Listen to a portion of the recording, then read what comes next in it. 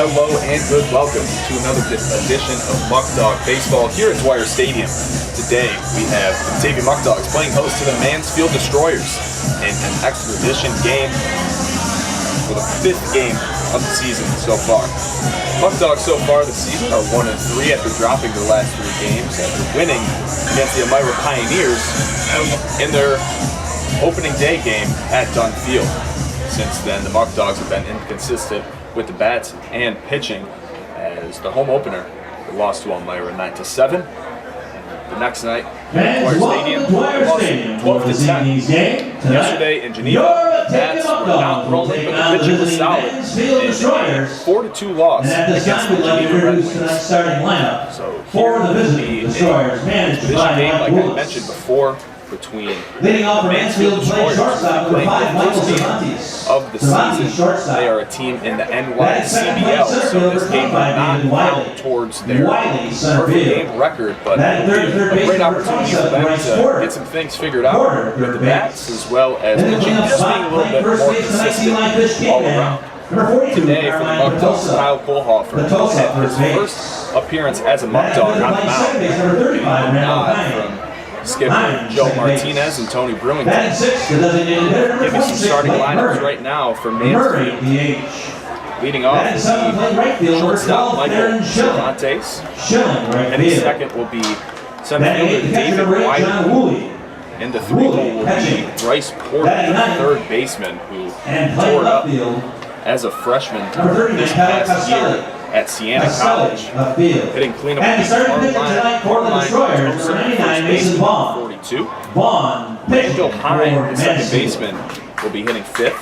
Hitting sixth will be the DH Blake Murray. Hitting seventh will be Theron Schilling, playing right field. And hitting eighth will be the catcher John Woolley. And then lastly will be Tyler Castelli, the left fielder, as the Destroyers will just go with the traditional 9 batters in the lineup, with Mason Vaughn, number 99, on the mound for Mansfield. For Batavia, going with a more traditional lineup than we've seen in days past, Charlie Saccani will be the leadoff hitter as the extra hitter in the Muckdog lineup, as they can still go with their 10 hitters as we've seen so far in this perfect game season up to this point. Spencer Marcus will be hitting second, having a DH day, getting the rest in right field is Abner Benitez, who's been red hot in his first home run, the first in the Muckdog season so far yesterday. He'll be playing left field and batting third. Backstop Joey Battaglia, the catcher, will be hitting fourth today. Ethan Sarmento will be at third base and hitting fifth. Trevor Dean will be playing right field and hitting sixth. Mitch Fleming will be at first base as he's trying to get things going. Cameron Connolly, the Pepperdine commit, will be hitting eighth and playing shortstop, along with middle infielder Ethan Fresca. He'll be playing second base and batting ninth. And then batting 10th will be the center fielder, speedy Christian Robinson. Sterling Turman is still trying to get things right with that right hamstring after pulling it in the home opener as he rounded first base and legged out a triple. Talked to Skip Martinez today, and he said he'll probably be coming back towards the latter end of the week. No point to rush back your star center fielder this early in the season. So as we get things ready to go here at Dwyer Stadium, we'll be back shortly.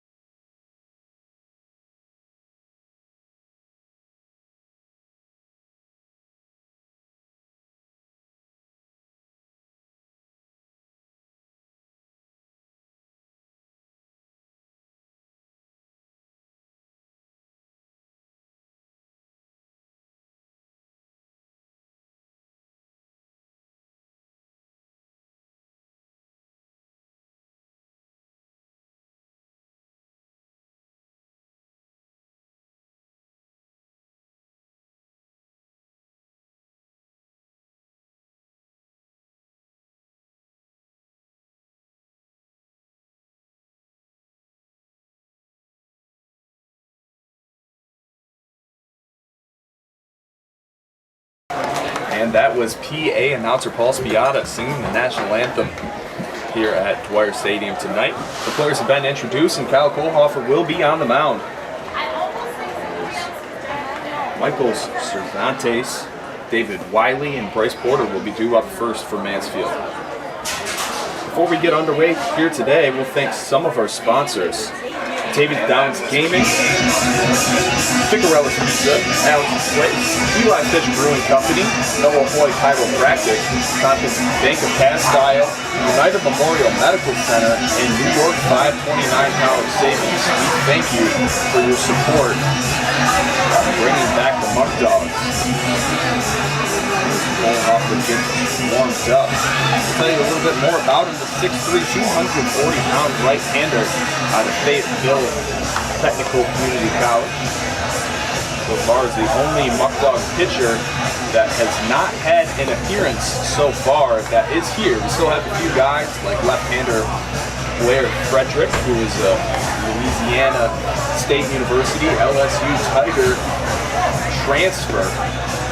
Played this past year at Xavier University at New Orleans, which is an NAIA school.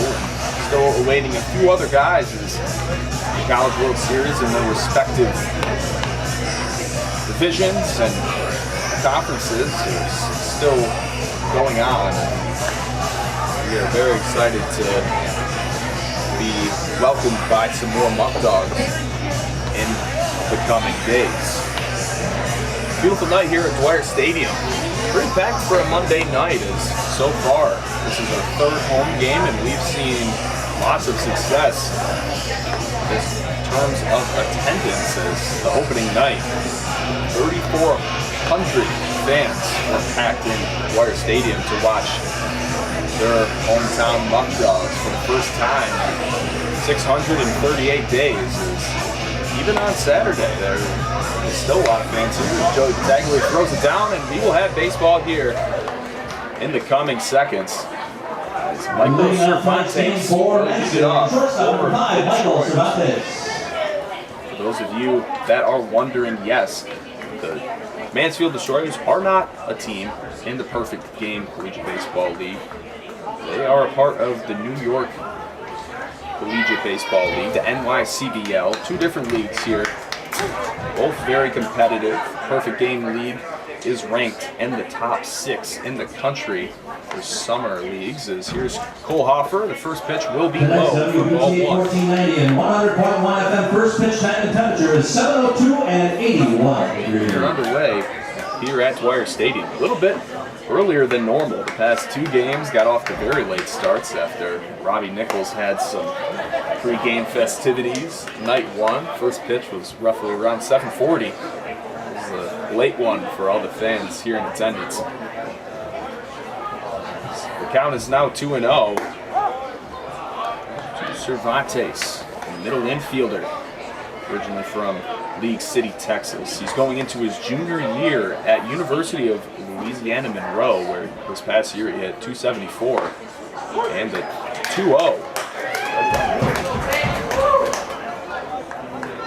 Kohlhofer trying to get things going.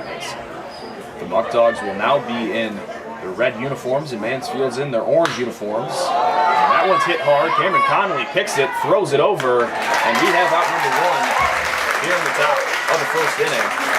Very nice throw by Cameron Connolly, who just got done with his senior year of high school.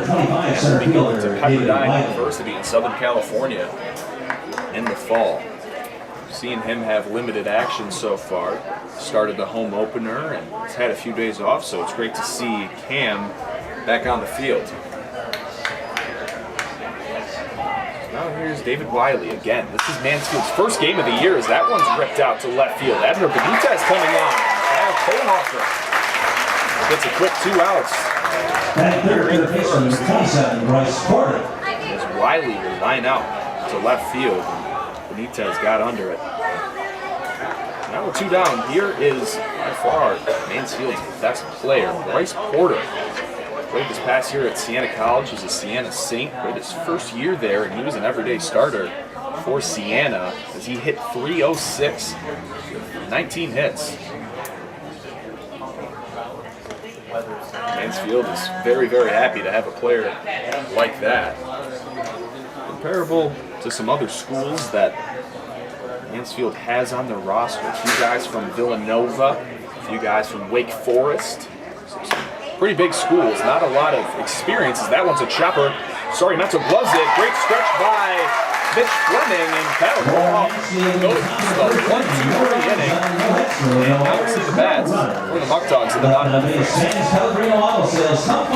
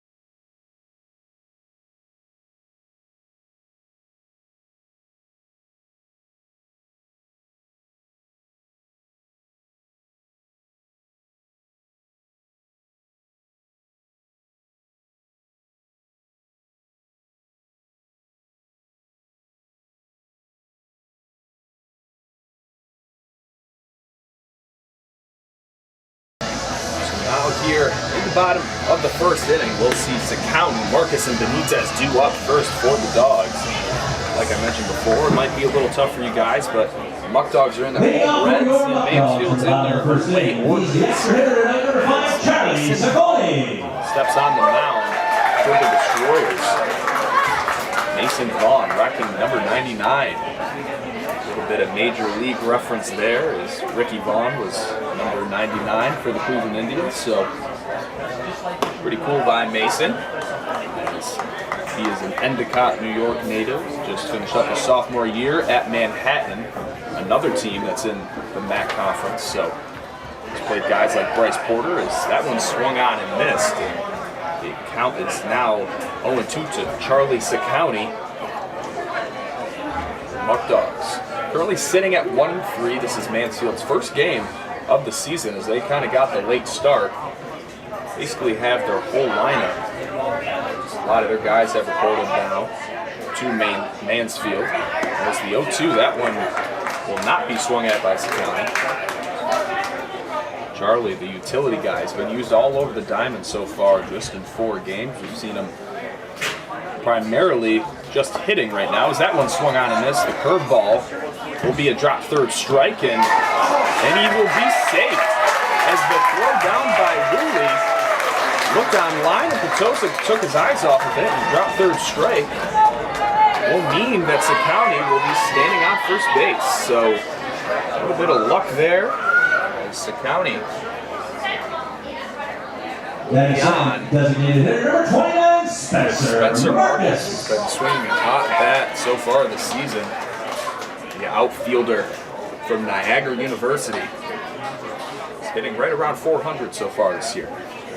He's kind of cemented his spot, second in the lineup, gets the off day. He's been the everyday right fielder so far this season.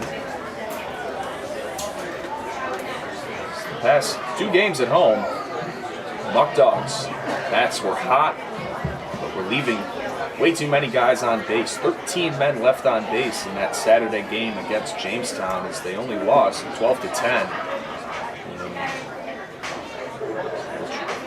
They had the lead for a while, and then just a blow-up inning in the bottom of the 5th, as they let up 8 runs to the Tarpskunks. And Spencer Marcus is going to bunt this one. It will be fouled down the third baseline. Just a reminder for folks at home, this will be an exhibition game. This will not count towards their perfect game standings in the Patriot League, which is basically the western part of New York. In the majority of the games that we play this year will just be teams in our conference. And once the playoffs start, then we'll play some other teams like the Utica Blue Sox and Glens Falls Dragons, teams out towards Albany. We got a long time towards that. We still have a game a day until late July. So here's Marcus. After Vaughn tried to pick off County at first. Here's the 0-1. That one's ripped down the line and left. That's going to get down and be a base hit for Marcus. Charlie County takes a wide turnover, and he will go back to second. Spencer Marcus is swinging one of the hottest bats in the perfect game lead. Now that'll bring up another guy who's swinging a great stick. Is Abner Benitez, number 21, Abner freshman year at Alabama State University, an everyday outfielder for the Hornets, currently hitting .468 so far this season. Had a no-doubt home run in Geneva yesterday at McDonough Park, as that ball went right over the scoreboard in right field. That first pitch will be a ball. Like I just mentioned, this game will not count towards Muckdogs' conference record, but their overall record, if they win this one, would go up to 2-3, trying to go back to 500. As that one is also ripped. Vaughn leaves that one way over the plate. Charleston County with some speed. He's going to come home. The ball was bobbled by Schilling, and the Muckdogs are already on top 1-0 as Abner Benitez gets another hit. Benitez is red hot. As the fans here loving that after the offense was a little stagnant yesterday. It's always a great sign when the bats are rolling right out of the gates. Now there's runners on the corners with no outs. The County came around and scored. Benitez will get the RBI. That'll be his 4th on the season. Started the year hitting first, and smartly, Skip Martinez thought to himself, well, if this guy's going to get on base as much as he is, might as well utilize him maybe in the 3 or the 4 holes, get some more production, as guys like County have been on base a lot. Marcus can be in front of him. He's almost guaranteed to be on base. And then just have Benitez drive him home, as Vaughn's having some turbulence here. 2 straight balls now, and Benitez is going to go as the ball was in the dirt. No throw. And I have runners in scoring position with the catcher Joey Pataglia, who so far, this is his 3rd game in a Muckdog uniform. He's done very well his first night against Jamestown. Had 2 doubles in that one. So Marcus at 3rd. Benitez is at 2nd, and that one is ripped but foul by Pataglia. He came late, reported a little bit late, as he was with Niagara Community College. Their season ran a little bit late due to them being extremely successful at the junior college level in Division III. Made it all the way to the World Series, as that one was run outside by Vaughn. Big righty, number 99. Struggling here. Did not pitch much this year for Manhattan. Only had 5 innings pitched with 6 runs and a 10.80 ERA, so he's hoping to change that this summer, as that one's going to be hit over to the right side. That's caught by Looks like he's kind of struggling to see the ball or something, but that will be an RBI single for Batavia. 25th, their baseman number 10, Ethan Sarmento. Round out, so now there will be 1 out in the inning. Muckdogs are now up 2-0, and Benitez will scramble his way over to 3rd, as Kyle Kohlhofer already getting some insurance here. Sarmento's first one is swung on and missed.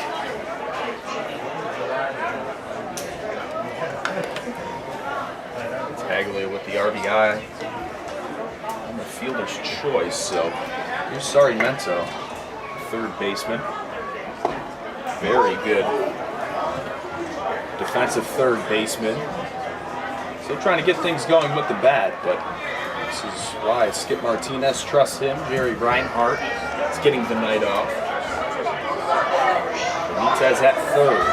The 0-2 now on one knee. He swung on and missed by Sarmiento as he will be sent packing by Vaughn. That will be his first strikeout so far this evening. Trevor Dean. Trevor Dean comes up now. Two outfielders so far this season.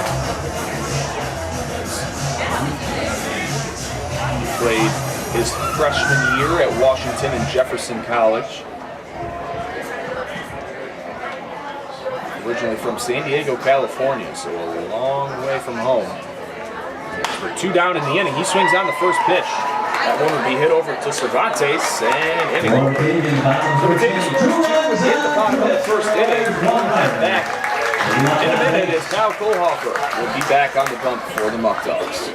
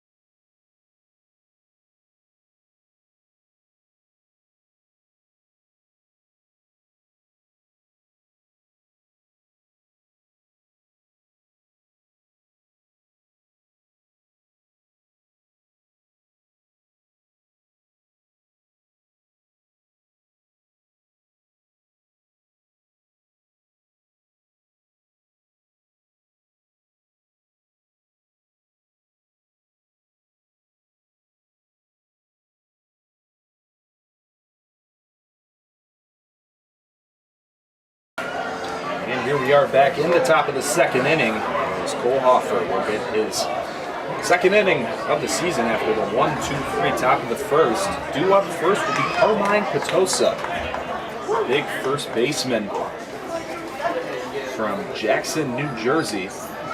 Played his freshman year at Wake Forest University. The Destroyers have lots of players from Wake Forest, all in the same class, so going into their sophomore season, as that one swung on and missed. Big hack there by Petosa. Petosa had a little bit of trouble at first base as County swung and missed at a ball in the dirt. Petosa could not come up with it. For the first out in the inning, you never know if that ball was caught, if the Muckdogs would have came around and scored 2 runs, as County was the first run of the game. So 2-1 from County. Changeup on the outer half. That one will catch the plate. As Petosa now is in a 2-2 count. So Petosa had 1 plate appearance in his freshman year at Wake Forest. He was hit by a pitch. So he's probably pretty excited to have his first ever collegiate at bat at the Division I level. Wake Forest is a Power 5 school and gets plunked. And the only appearance he had, Wake Forest was 20-27 this past year. They played great competition. Here will be the payoff pitch by Kohlhofer. That one is swung on and hit over to Mitch Fleming at first base. He will call off Kohlhofer and just do it himself to get the first out here in the second. Due up now will be Randall Hine, second base today for the Destroyers. Hine also plays at Siena College with Bryce Porter. A lot of guys play at the same schools. We're seeing a lot of Siena Saints, a lot of Manhattan Jaspers, like I mentioned before with Petosa, a lot of guys from Wake Forest as well as Villanova. So the Muckdogs having guys from all over the country. That pitch will also be in there by Kohlhofer. We're seeing a lot more parity with the Muckdogs compared to Mansfield. It seems like a lot of guys from the same classes decided to go together for the summer. As that curveball looks like it got the plate, Kohlhofer opened his mouth nice and wide because he thought he got the backwards K right there. Count will be 1-2. Sosa was retired to lead off the inning, as now Hine is down in the count 1-2. It's Kohlhofer. Just a blow by a fastball, and Hine just barely gets some lumber on it and hits it to the backstop. I did put out a Facebook post earlier today. A few parents were wondering about live stats and had everything ready to go today, and that one was almost going to clip Hine, goes to the backstop, so 2-2 now. But unfortunately had everything ready to go with the live stats, and then I realized, well, couldn't place Mansfield in because they are not a part of the Perfect Game League, and due to the settings with the Point Streak app,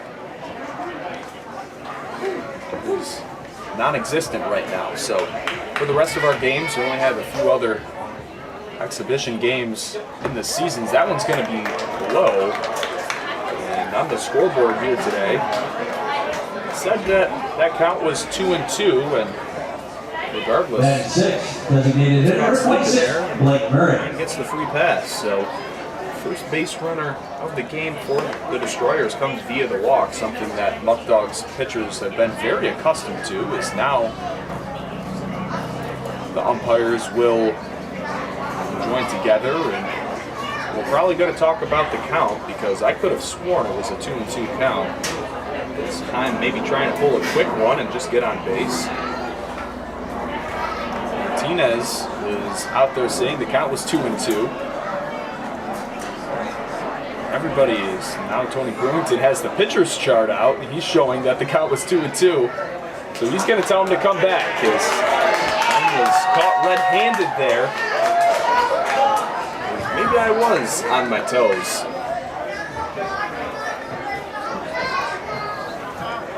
So now Hine will go back to the dugout and grab his bat and get back in the batter's box with a full count instead of the free pass. And the count is 3 balls and 2 strikes on number 35, Randall As you Hine. can see faintly in the distance, our scoreboard is finally working. It was working for the first month that we were here as games were hosted at the high school level. As the payoff pitch by Kohlhofer is looped into center field. Robinson will come on and get it, as regardless, Hine was going to be on base if the umps did not catch it. Designated hitter number 26, Blake Murray. Will be on base. Again, the first base runner that Kohlhofer has led up so far in this outing. Here's the left-handed catcher who will be DHing tonight, Blake Murray. The Destroyers in the NYCBL go with the traditional 9 batters in the lineup. It's a new rule in the Perfect Game League that you can bat 10 this year. So Muckdogs going with 10 guys in the lineup, Mansfield going with just 9, as there was going to be a hit and run there. Ethan Fresca's under it. Long way for him to go, as that throw is in time. The double play on the hit and run is Ethan Fresca. 6-1 over Mitch Fleming, and the score will stay 2-0.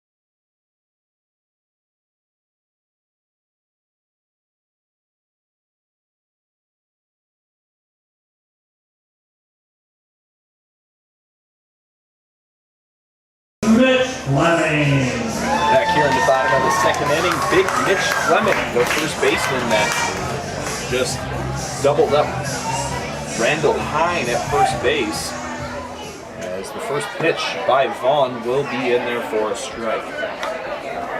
Those of you that did not see the first frame of the game, Cole Hoffer went 1-2-3, and then in the bottom of the inning, Charlie Ciccone had a drop third strike and would later score the first run of the game as Abner Benitez drove him in for his fourth RBI of the year. Spencer Marcus would later score on the fielder's choice by Joey Batavia. So that is why your score is at 2-0.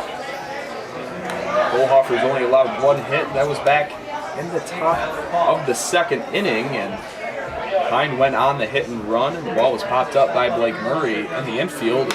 Ethan Fresca just threw it over, as that was a long way for Hine to go back, as he was doubled up at first base. So here is Mitch Fleming.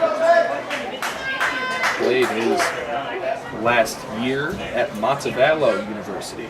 6'3", 240. He can hit the ball a long ways. That's hit to the opposite field. Tracking it is Schilling all the way to the warning track. And he will catch it. A long run for Schilling.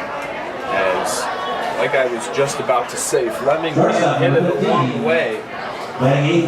Still trying to get things going with the bat. That's always very, very frustrating as you piece a ball like that. Great hit the other way, and just a great defensive play by Schilling. So now here's Cameron Conley, as the first pitch will be in there for a strike. Conley playing shortstop tonight, and his second start with the Muckdogs. Started opening night against the Pioneers on Friday night. As the next pitch by Vaughn will be in there for strike number 2. Bottom of the second inning, 0-2 count, 1 out. Conley at the dish.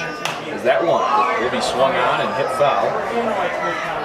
His counterpart in the middle infield, Ethan Fresca, will be due up next, as Christian Robinson's in the hole, batting 10th. At the top of the order. Let's see what Conley can do here. As that one will be ripped into left field, and just scurrying over to his left will be Castelli.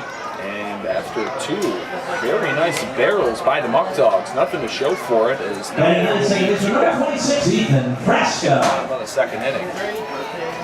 Here's Ethan Fresca trying to get things going with 2 outs. Vaughn trying to do a little bit too much, just trying to strike guys out, now pitching a little bit more to contact, something that, after talking to skipper Joe Martinez and assistant coach Tony Brewington, something that they stress a lot, and something that I also said to them is, your pitchers appear to just try to do too much up there. Trying to strike guys up, struggling with command, and when you're not throwing strikes and you're giving guys free pass, they will come around and score sooner or later. So, start by Nathan Hinckley yesterday. He just did the opposite as he pitched to contact, as that one is ripped over to Potosa at first base, and we'll talk more about that after the break. The score will still be 2-0 in favor of the Muckdogs.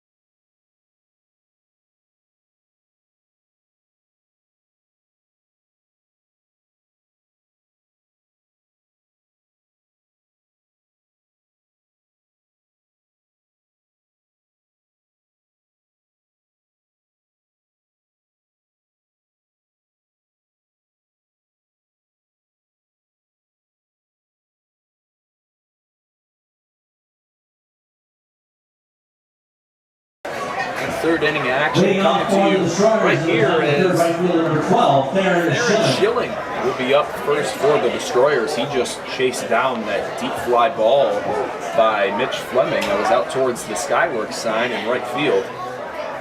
Kyle Kohlhofer doing very well right now as that one got away from Batavia.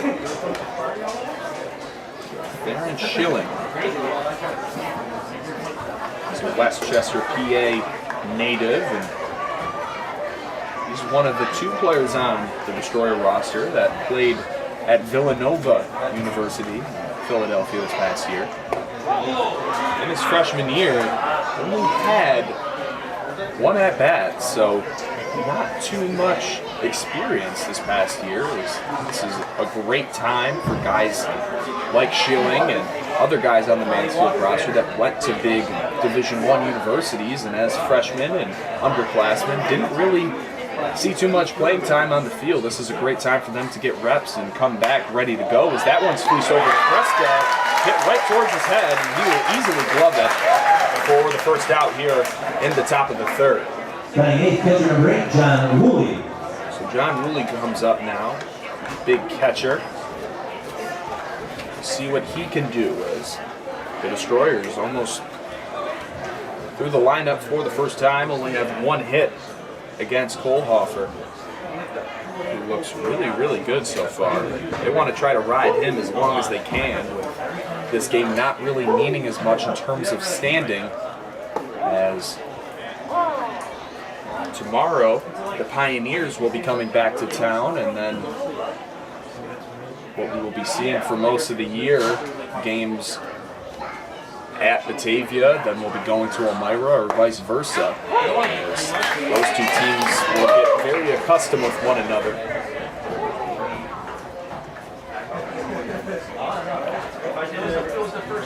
Kohlhofer.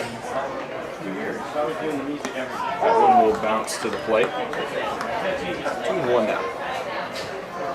So like I was saying before the break, Muckdogs is trying to do too much in terms of not pitching to contact and letting this very good defensive team all around the field, both in the infield and in the outfield as well, do what they have to do, is having a little bit of discrepancy with the count between the scoreboard and our umpire behind the plate. So Woolley is in a 3-1 count with one out. We've seen 3-1 be in there for a strike. Really thought he was going to get a little bit in, up and in. Now we'll have the full count. Tyler Castelli, the double leadoff man, left fielder, hitting from the left side, due up next for Mansfield. As the 3-2, that one's ripped, and that one's going to be down and is going to be a two-hopper to the wall. Benitez will get it in, and there's going to be an easy stand-up double for the big catcher Woolley, as Mansfield gets their second hit of the ball game. Payoff pitch by Kohlhofer, ripped down the line. Benitez could not get there in time, so it's a two-hopper near the Batavia's original sign out in left field. So now here's Castelli.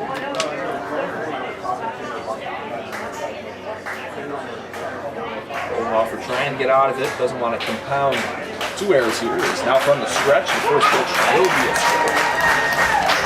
What we saw from yesterday's starter, Nate Hinckley, that was also his first appearance. He got the start for the Dogs on the road in Geneva.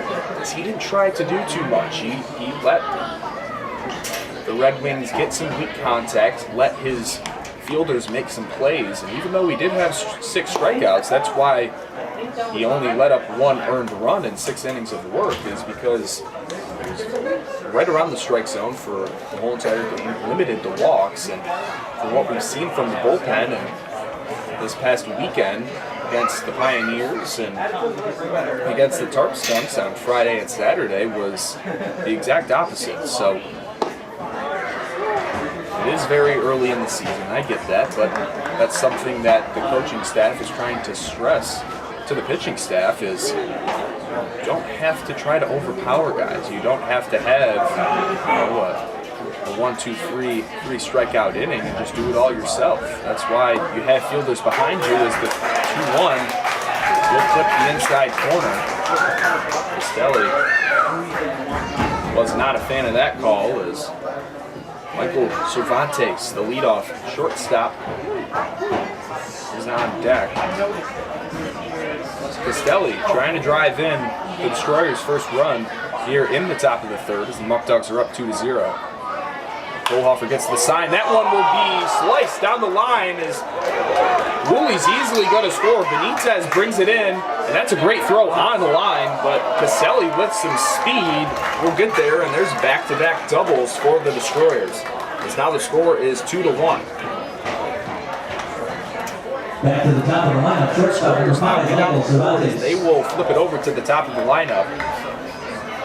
As Kohlhofer allowing back-to-back doubles. That time the 3-1 called for an inside fastball, and just a great piece of hitting by Castelli to inside out that pitch and get it past the diving Sarmiento. We've seen him make a few diving stops this year, but that one just out of the outstretched glove. Castelli gets his first hit of the year as this is Mansfield's first game of the season. That one's also hit to left field. Benitez getting a lot of work. He'll come on and make the catch. So now there will be 2 down in the inning. Cervantes is retired for the second time. Center field number 25, David Wiley. There's 2 down. Kohlhofer doing everything he can to make sure that this game is not tied going into the bottom half. As David Wiley lined out to Benitez in his first trip to the plate. Center fielder trying to tack on another run as Castelli is standing at second base. With some speed, we saw him leg out that double. It's a great throw by Benitez at left. Getting a good Muckdog chant by the fans here today. On a Monday night, a lot of fans in attendance. Great attendance numbers as this is the third home game of the year as that pitch will be low by Kohlhofer. Count, excuse me, will be 2-0. Scorebug being a little laggy for me today. I'm getting a few comments regarding live stats again as set up as that one's going to be hit over to Conley.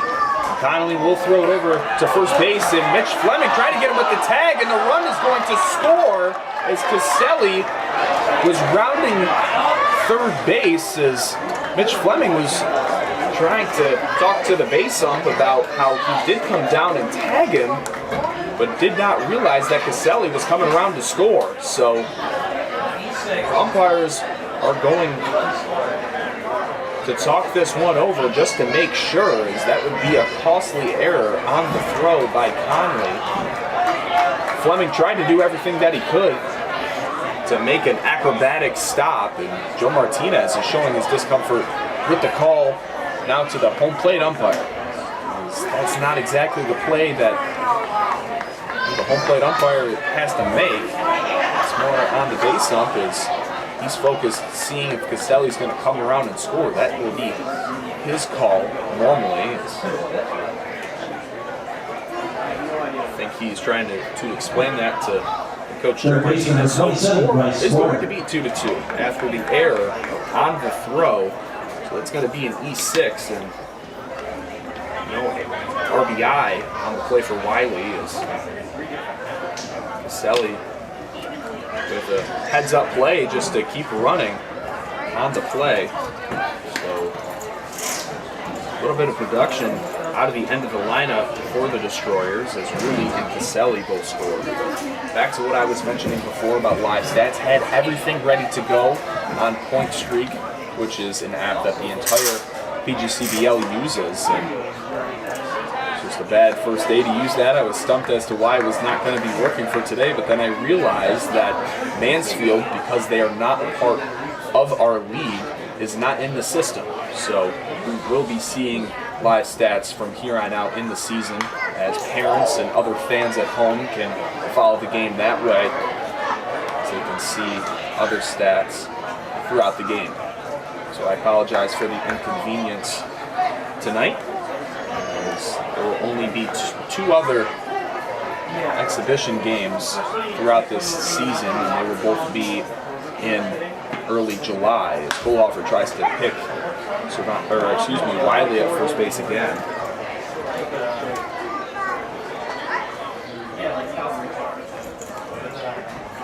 As the season goes on, getting a little bit more comfortable with my broadcasting set up as a one-man department. Getting settled in, getting to more of a routine. I will try to make this a more interactive experience for you guys, so if you could continue to be patient with me, that'd be greatly appreciated. So the count to third baseman Bryce Porter is now 0-2 as Kohlhofer throws. That one's going to be chopped down the line, and head manager for the Destroyers, Mike Boulas, cannot come up with the play. The count will still be 0-2 with 2 outs here in the top of the third inning, with the score knotted up at 2-2. So Wiley will take his lead. Porter at the plate, trying to keep this inning going. As that one swung on and missed, and the inning over. As 2 runs will score in the top of the third for Mansfield. One via the error by Conley. As Robinson will be up first for the Muckdogs. Sakali and Marcus do up after the break.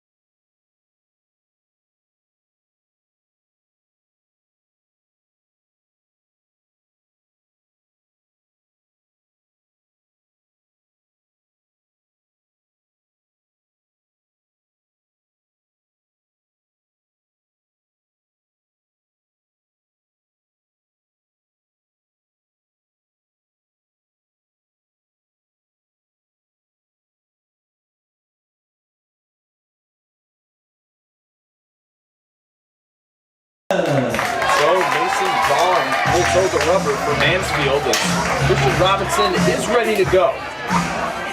The 10-hitter in the Muckdog lineup will fake the bunt, pull back, and it will be a strike. As Porter was charging, as Robinson has a lot of speed, something that we all know this early in the season. He's been utilized as the go-to pinch runner. He's not in the lineup for the Muckdogs, as that one's fouled off his leg. And now he's in an 0-2 hole, as after Vaughn didn't truly struggle in the first inning, but ran into some turbulence, as that one just misses the outside corner. And Robinson will now have a 1-2 count. But settled in this last inning as he went 1-2-3. Even the balls were hit hard all across the yard. Players in the field made some plays, and 1-2-3 as Robinson will stay alive with another foul ball. For those of you that are just joining us, I'd like to say again that due to Mansfield not being a part of the PGCDL, this game will not count towards their official record in the league, but will count in their overall record. There's Elmira, Geneva, Newark, Jamestown, play Auburn, who is also part of the league later in the month. All those games will be league games in the Patriot League, which is the western half of New York. They basically split it right in half at the Syracuse border. And the other half of the league is out towards Albany way. That will be the structure of the playoff format, as now the count is 2-2, or excuse me, full to Robinson. That one will be hit off the center fielder yet again on a foul tip. So Robinson staying alive, a great at-bat here as they try to regain the lead here in the bottom of the third, as he'll choke up on his bat. That one will be outside, and Robinson with a great at-bat hits the free pass. With nobody out, Charlie County will have the run at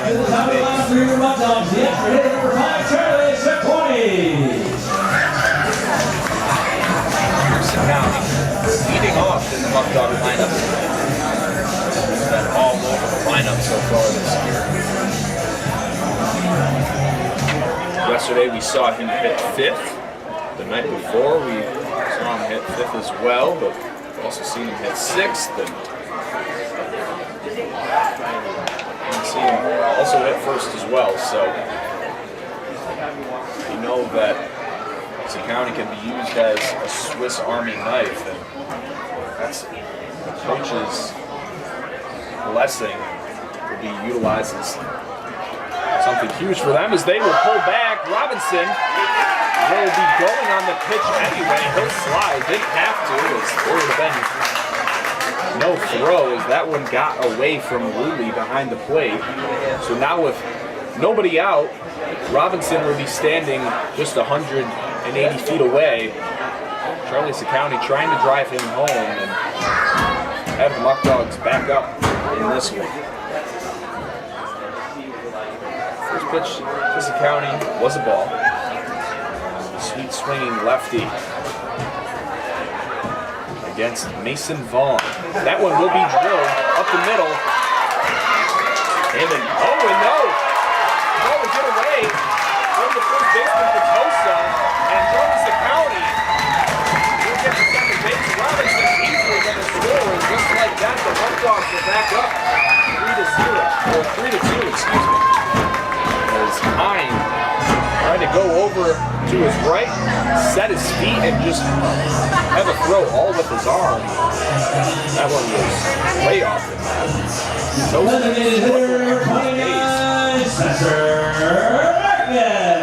had two plays where all that he had to pick, and not even getting any leather on him. So County's at second, with Spencer Marcus up now for the Dogs. Had that line drive single in the top of the, or excuse me, in the bottom of the first inning. His first trip. County was thinking about going. Nice block there by Woolley. County will make his way back to second. Now Spencer Marcus swinging a hot bat. That Marcus Benitez duo has been crucial to the Muckdogs offense so far this season. That one will also be in the game. So tonight, Marcus is the DH. Gets the night off and playing right field. Benitez due up next is playing left field. County at second has a lot of speed. That one will be fouled way to the left side by Marcus on the 2-0. Mason Vaughn wearing that number 99, not a number that he wore at Manhattan as a freshman. A limited action in his first year with the Jaspers, as these two schools paired against each other in the playoffs, Manhattan and Niagara. In the MAC conferences, that one will be lined to shallow right field. So County's going to think about going and will make his way back to second base as Spencer Marcus will fly out to shallow right field. Here's after Benitez. second and first. Looking to drive Vincent County to increase this lead that the Muckdogs have.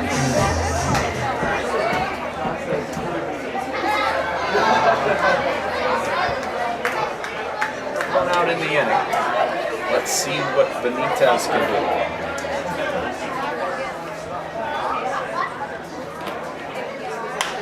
That one's hitting to center field. Easily under, it's going to be Wiley, and he'll throw the ball over to Porter at third, and quickly, now there's two down. Benitez and Marcus can get on base and tackle every single time. They won't fly out to shallow center right field. Now Batavia trying to increase this lead.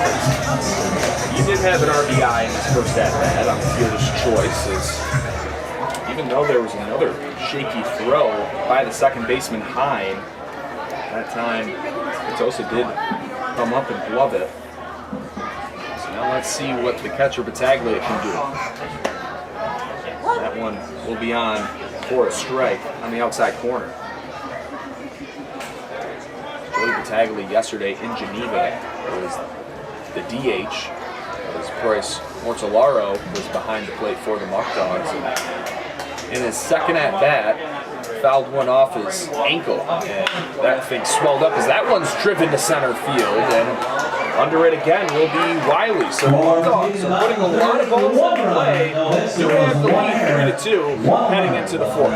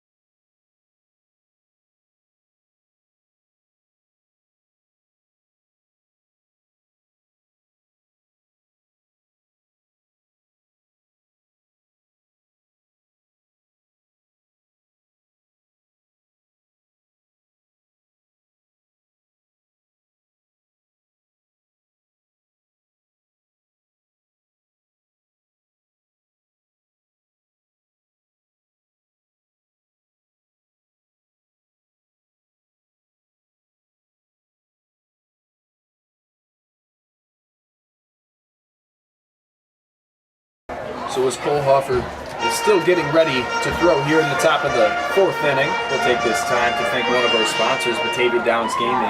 Batavia Downs Gaming and Hotel is the area's premier entertainment destination with great restaurants, events, and on-site hotel. Be sure to check them out at BataviaDownsGaming.com. Also, thank Ficarella's Pizza. Ficarella's Pizza of Batavia is where you can get your fix to satisfy your cravings for piping hot pizza, sumptuous subs, and mouth-watering wings. Every Friday, enjoy Ficarella's fabulous fish fry. Don't forget the fixed plate, fat wraps, and all of your favorite pasta dishes. And they have blueberry and raspberry barbecue sauce that tastes great on wings. So when you have the craving for delicious food, get your fix at Ficarella's Pizza on Liberty Street in Batavia. So the throw down for Bataglia is right on the money. Move up.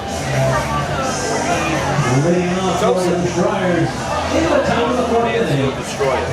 They try to tie the game back up or take the lead for the first time in the game.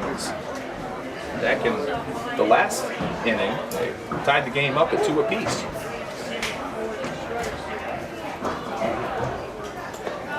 And the first pitch by Cole Hofford is in the dirt.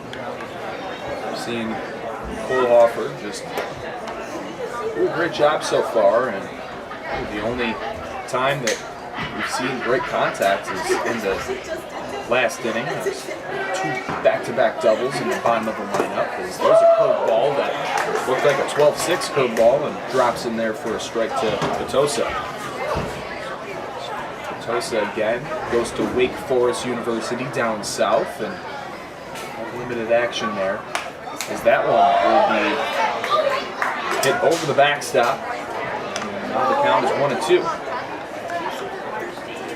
So I mentioned it earlier today.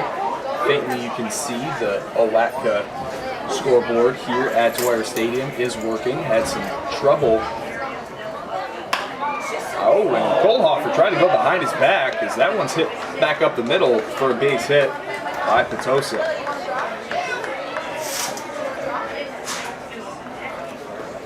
Mansfield now. Second base number 35, Randall Hine. First hit in the second. Had 2 last inning, and now there's another one.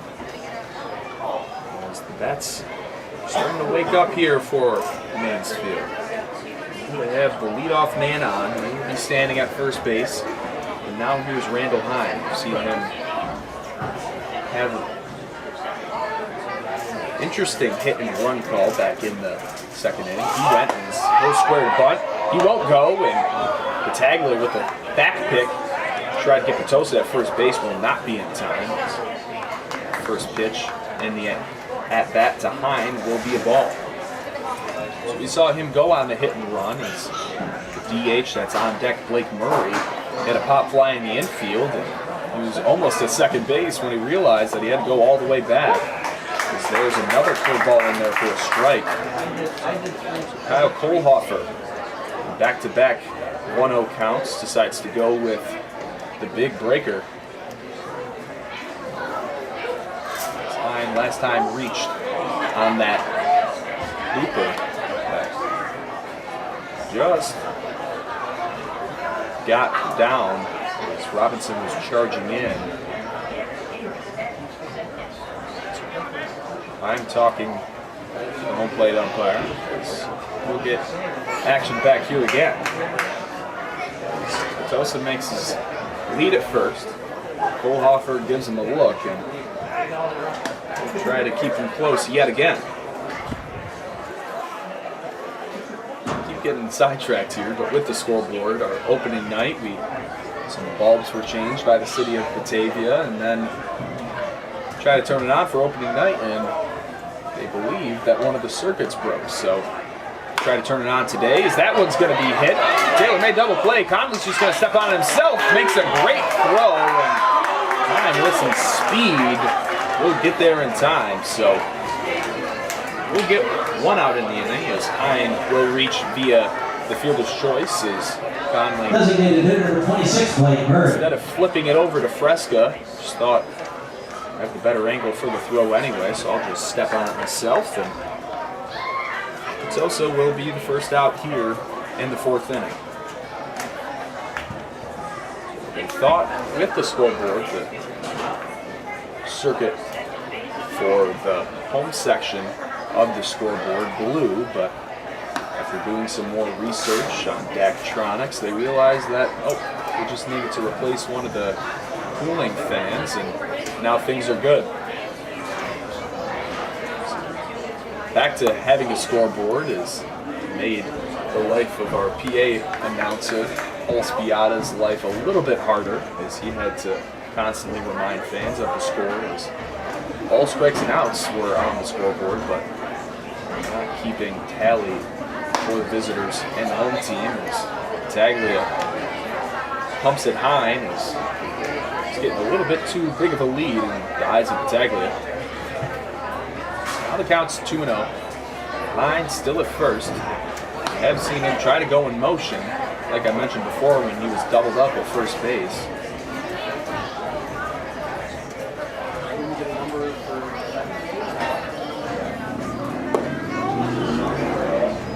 That will also not be in there, so now the count runs to 3-0.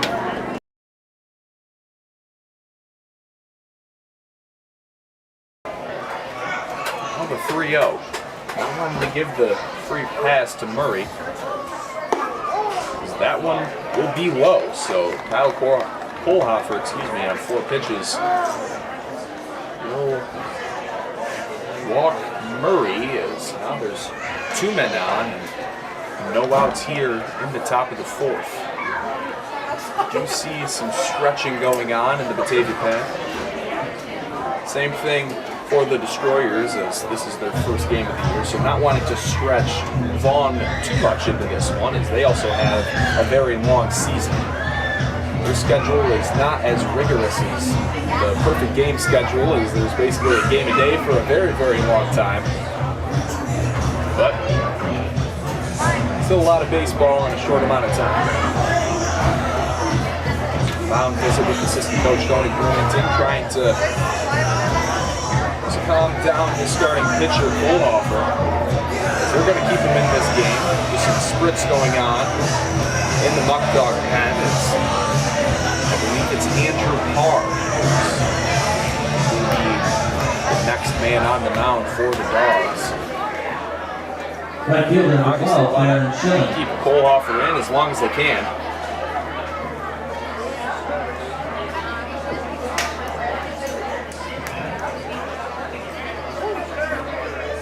So, prime position here for Schilling to get back into this game.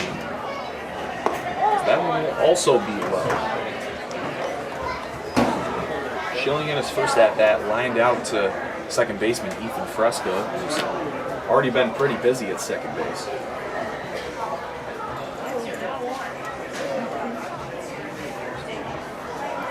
Hine at second, Murray at first.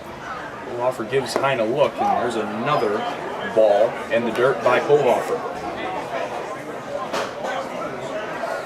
Wanting to allow another free pass as Schilling was out, but then he had Woolley who doubled, and Castelli also followed Woolley up with a double, had that first run of the game and of the season for Mansfield. So those guys, even though they are the last two guys in the Destroyer lineup, are still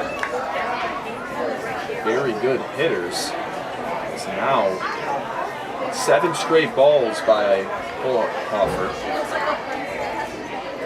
Not wanting to load the bases up here with only 1 out. So that pitch will be in there for a strike. Makes things a little bit better to try to get the double play ball, as Goldhofer has continued to try to focus on the lower part of the zone to try to get a ground ball. As the 3-1 is hit over to Sarmiento. He stays down on it. He's just going to tag behind it. That will be running to third, and a great heads-up play there to, instead of, as he bobbled it, to try to get a little nervous and try to throw it over to Fleming at first, which is a long throw. And we've seen Woolley, even though he's a catcher, has a good amount of speed, or excuse me, with Schilling, he has a lot of speed. As he hawked down Fleming's ball back in the second inning. So nice heads-up play by Sarmiento, and another fielder's choice for the Destroyers.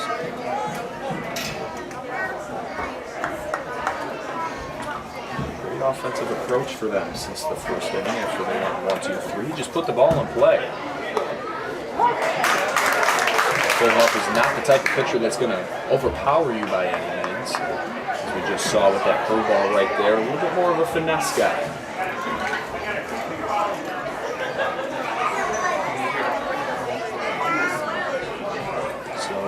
Goldhofer gets the sign, still in the stretch to Woolley, who doubled his first time up. That's going to be a pop fly. Going after it is Fresca in the shallow center. Robinson's going to come on, and he will make the play. So 2 Destroyers are stranded on the base pass. David will maintain the 3-2 lead.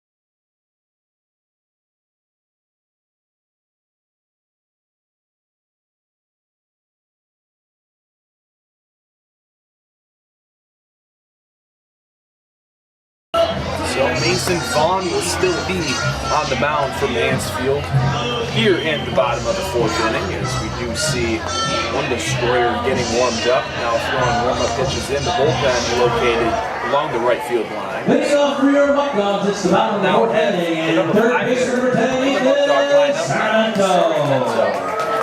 He struck out on his first trip to the plate. The first pitch of Sarmiento will be a strike.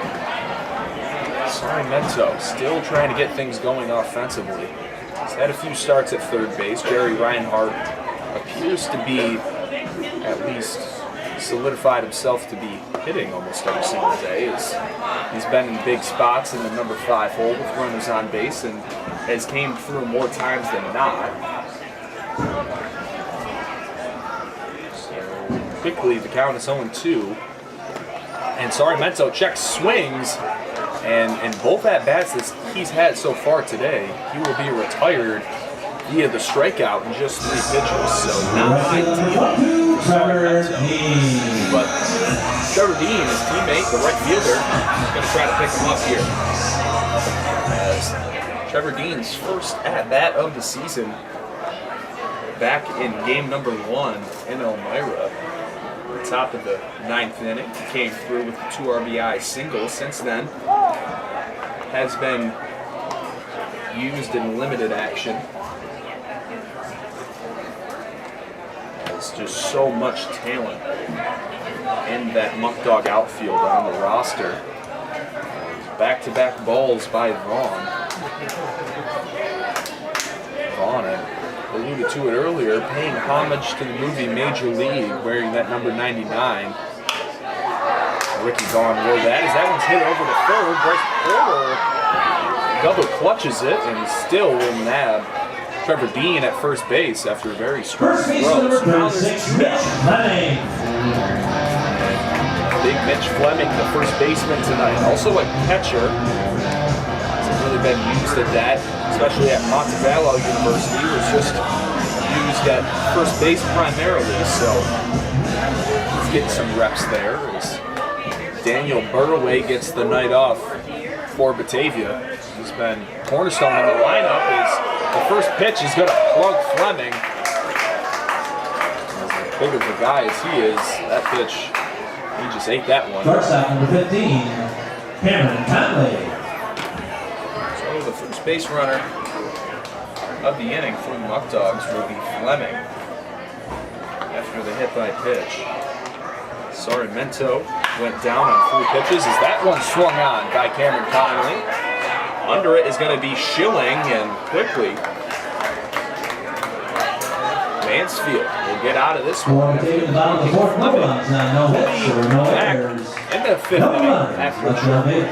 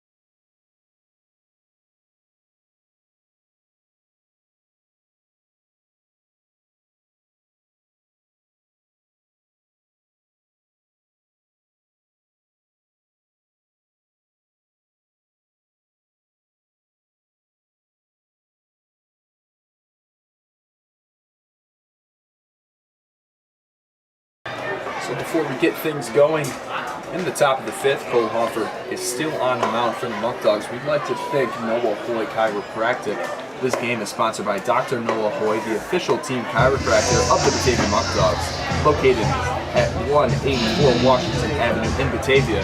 For an appointment, please call 585-343-9316.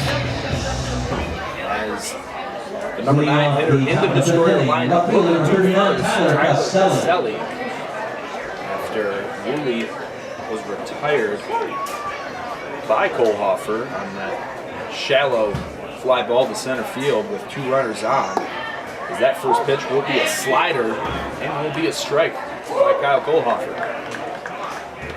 Very nice pitch there.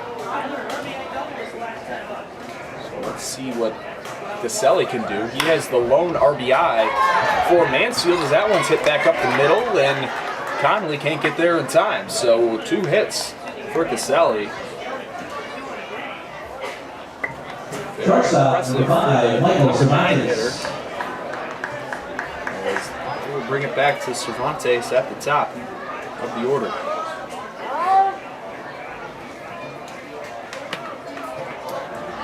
Taking his time as Joe Martinez is going to come out, and Kohlhofer's day might be done.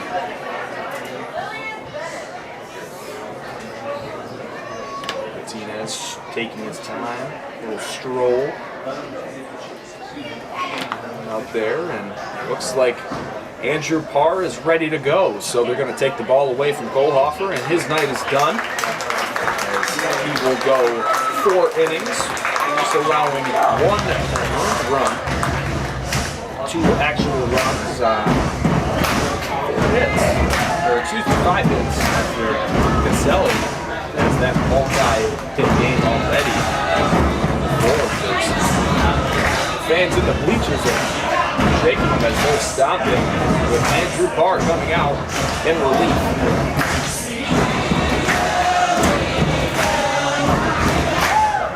It's set for a Monday night, a great crowd here at Players Stadium. Sells at first. Andrew Parr will get his warm-up pitches here.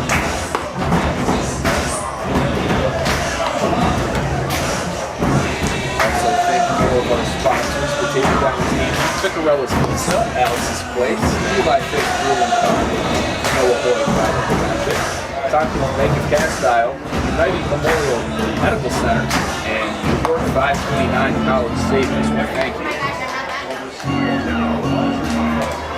Muckdogs still are up in this one, 3-2. We're in the top of the 5th inning. Mansfield, 2 runs on 5 hits, along with 1 error. And the Muckdogs with 3 runs and just 2 hits so far today, as they've got on. And your attention, please. Now pitching for Batavia, number 18, Andrew Parr. Parr now pitching for your Muckdogs. The reason why that run in the bottom of the 3rd cross for the Muckdogs are still getting warmed up here. Andrew Parr just finished up his freshman year at Andrew College, located in Georgia. He's a 6'2", 195-pound right-hander.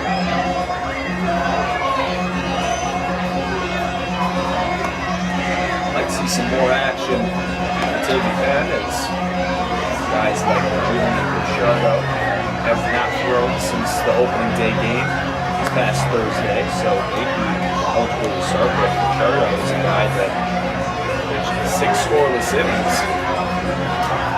in his first start with the Muckdogs against Elmira, so that's a guy that will probably be penciled in as one of the starters. Another starter that has deserved it is Nathan Hinckley, who pitched yesterday, another 6 scoreless inning for the Destroyer. Yesterday against as Parr is ready to go. We'll face the top of the order, Michael Cervantes. Cervantes, a middle infielder. From Division I school, University of Louisiana Monroe. 275 hitter this past year. going into his junior season down in Louisiana. First pitch is a ball.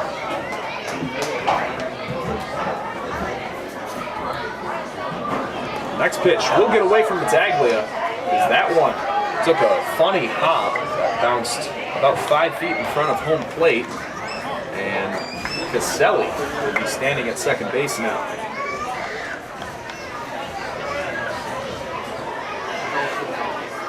So that game-tying run is standing at second base. The count will now be 2-0 to the Destroyers shortstop.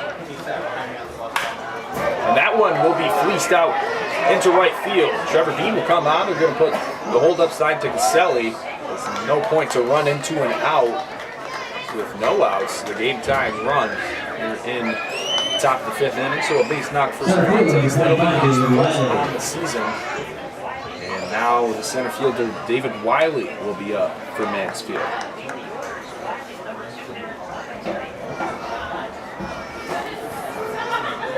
So Caselli makes his way to third on the single. Trevor Bean was charging in. Has a very good arm in right field. So there's par with runners on the corner and no outs. As the first pitch will be high. Score is still 3-2. Major par. Trying to make sure that game-tying run doesn't cross. That Caselli is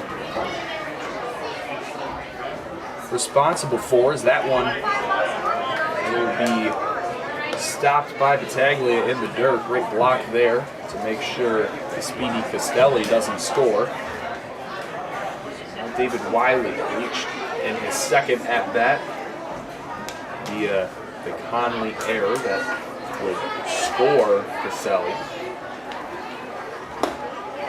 Wiley does not get the RBI on that as the 2-0 clips the inside corner and par.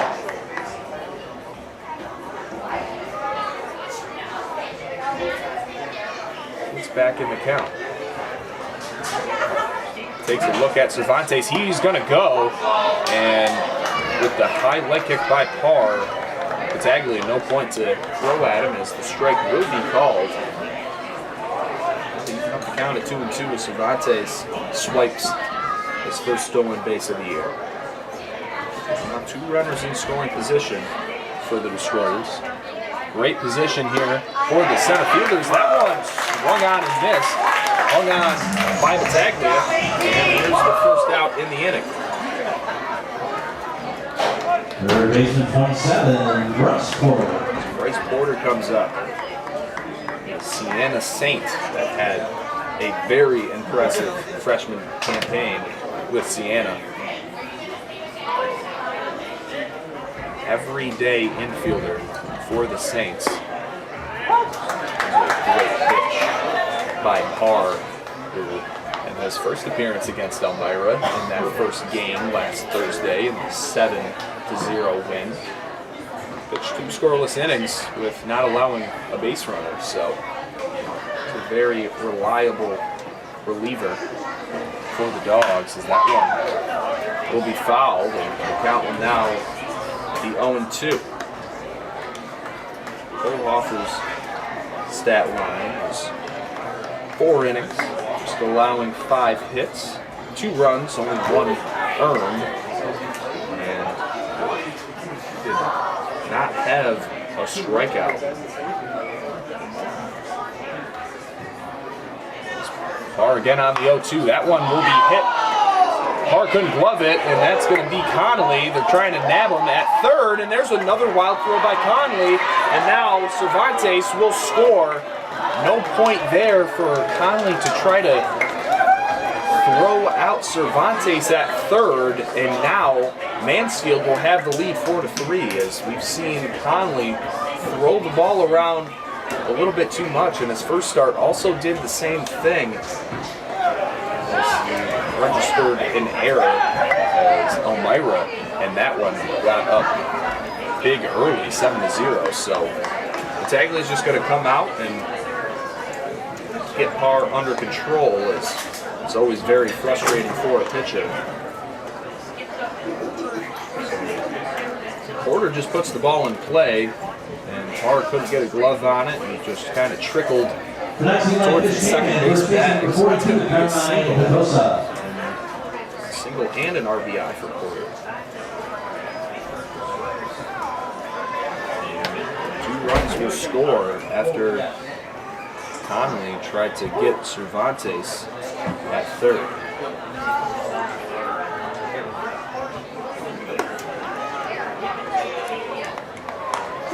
So 2 errors now for Batavia.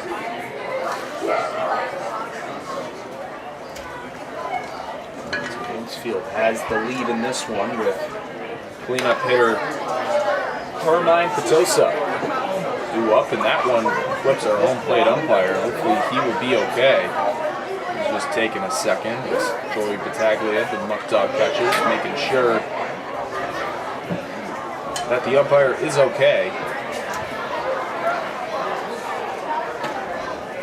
He's shaken up on that one, signaling that he's okay, and that's thankful to see in this one.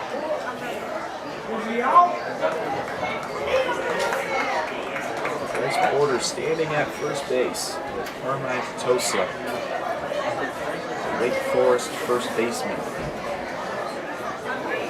Due up for the Destroyers with Randall Hine due up next. Randall Hine also goes to senior college with Bryce Porter, so clubhouse manager Eric Mozicki was going to come out and give him some water, but he says he's good to go, and we'll have action here again as Parr gets on the rubber. Porter at first base takes his lead. The count is 1-1 with 1 out. He's fouled back. It's the metal awning here at Dwyer Stadium. Get some screams from some Batavia fans that have not been paying attention. Andrew Parr trying to strike out his second destroyer of the inning.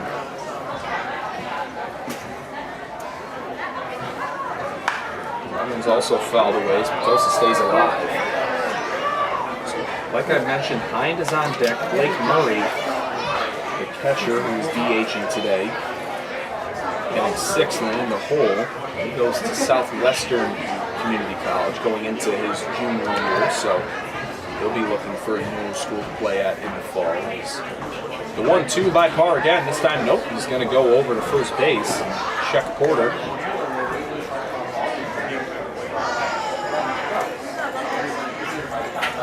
Mansfield in their first game. They already have a lot of hits with 7 hits in the ballgame.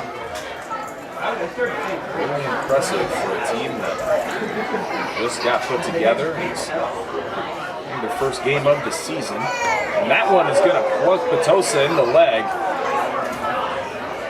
as Petosa gets the free pass.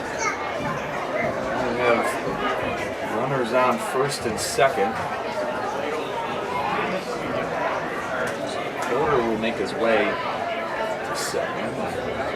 Still no action in the Muckdogs bullpen. They're going to give this to Parr and second baseman number 35, Randall see what he Hine. can do in this situation. Destroyers in the past 2 innings. A lot of action on the base paths.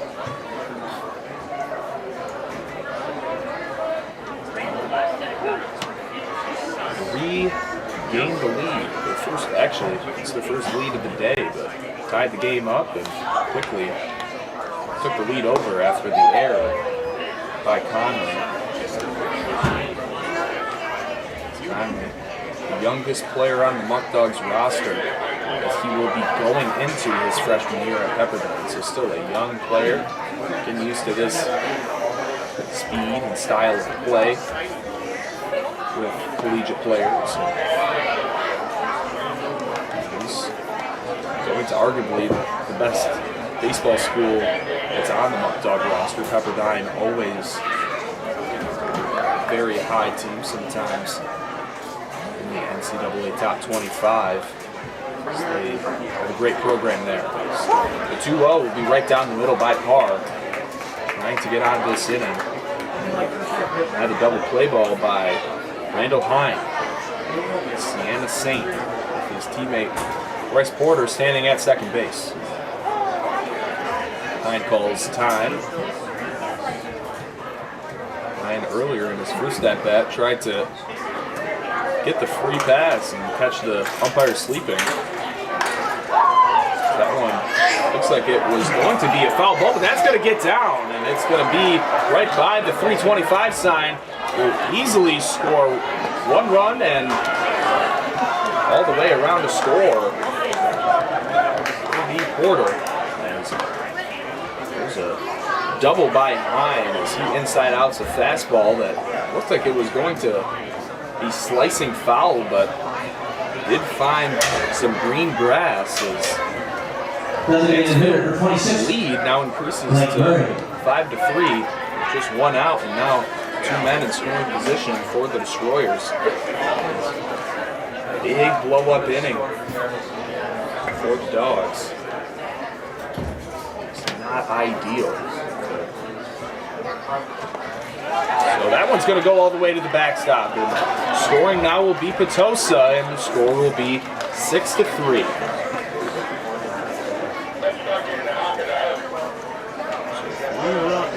4 runs have scored now for Mansfield this inning alone. As BI double for Hine. Now he's already at third via the pass ball, the round pitch. Big top of the 5th inning, an inning that the Muckdogs have already struggled with. They allowed 8 runs against Jamestown in the 5th, so maybe it's just a first inning for the Dogs, but Andrew Parr, who has already had a great appearance so far, come back here, because that one swung on and missed. 1-2. Just a man at third base. 6-3 is your score. That one runs outside. Blake Murray trying to cash in another run for Mansfield. Never can have enough runs here. That'd be the 5th run for Mansfield in the 5th. His time was called by Murray prior to the pitch.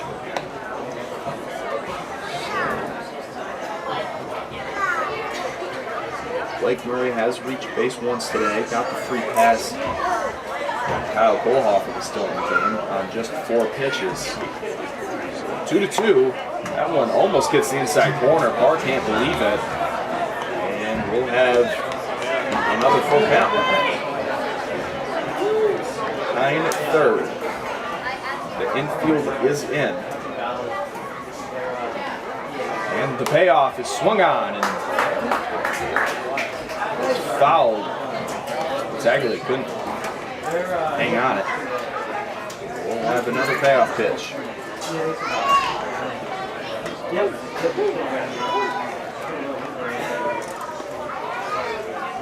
4-run knock the 5th, as that one's put into play, which Fleming was going to throw it home. Great job by Andrew Parr to cover on that play.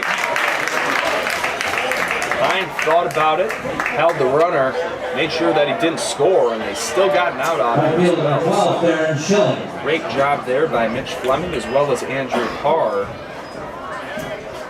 on the PFP. 3-1 ground out. So the first pitch is swung on and missed by Schilling. As Schilling reached via the fielder's choice back in the 4th. As Schilling and Rudy we do up next, and then Costelli started off this inning. Got out of hand for the Dogs, but Andrew Parr quickly with 2 swing and misses, trying to strand that runner at third base in the form of Hine. So here's the 0-2, and that one's hit over to Conley. Conley tries to make the throw, tried to pick by Mitch Fleming, and that run will score. So the score will be 7-3 now as this nightmare inning continues. as there will be another error there on the throw by Cameron Conley.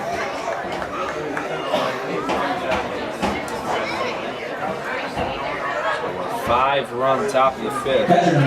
Score up to 7-3. And Schilling will get all the way to second base.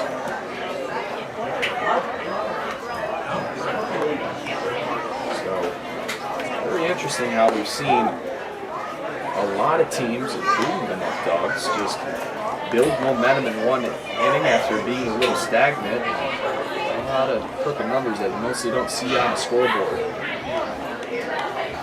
8-run innings, 7-run innings, 5-run innings like this one right now that the Muckdogs have to eliminate if they want to get back in the win column.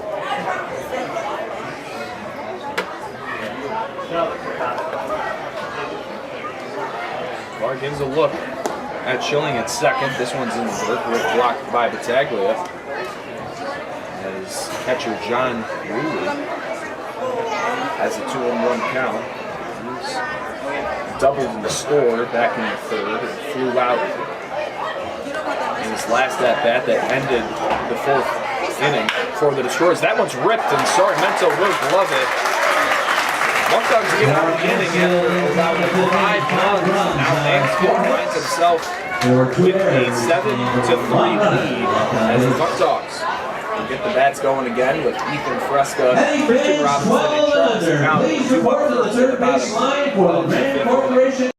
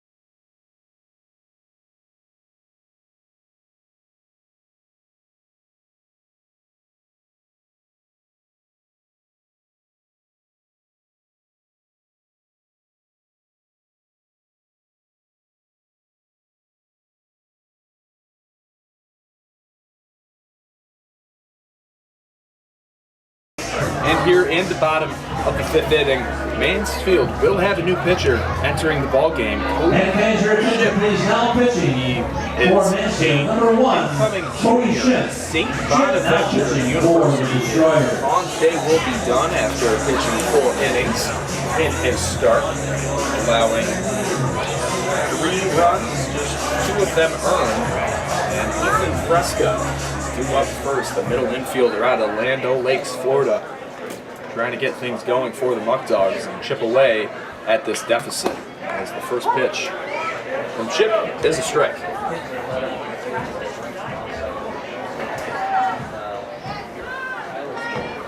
Fresca, second baseman, has seen a lot of different people at second so far this season. We've seen Ethan Fresca there. We've seen Caden Walton get some reps. We've seen County, I believe, Michael Florides, and a lot of different middle infielders in the mix. So the count is 0-2. Lively fastball from Cody Ship. That one was fouled away.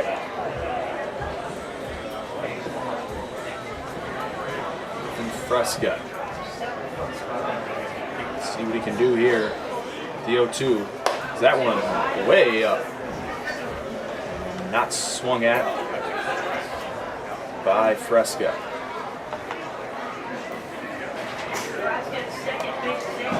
So far, his first at bat, hit a ball over to Petosa at first base. He took care of it himself.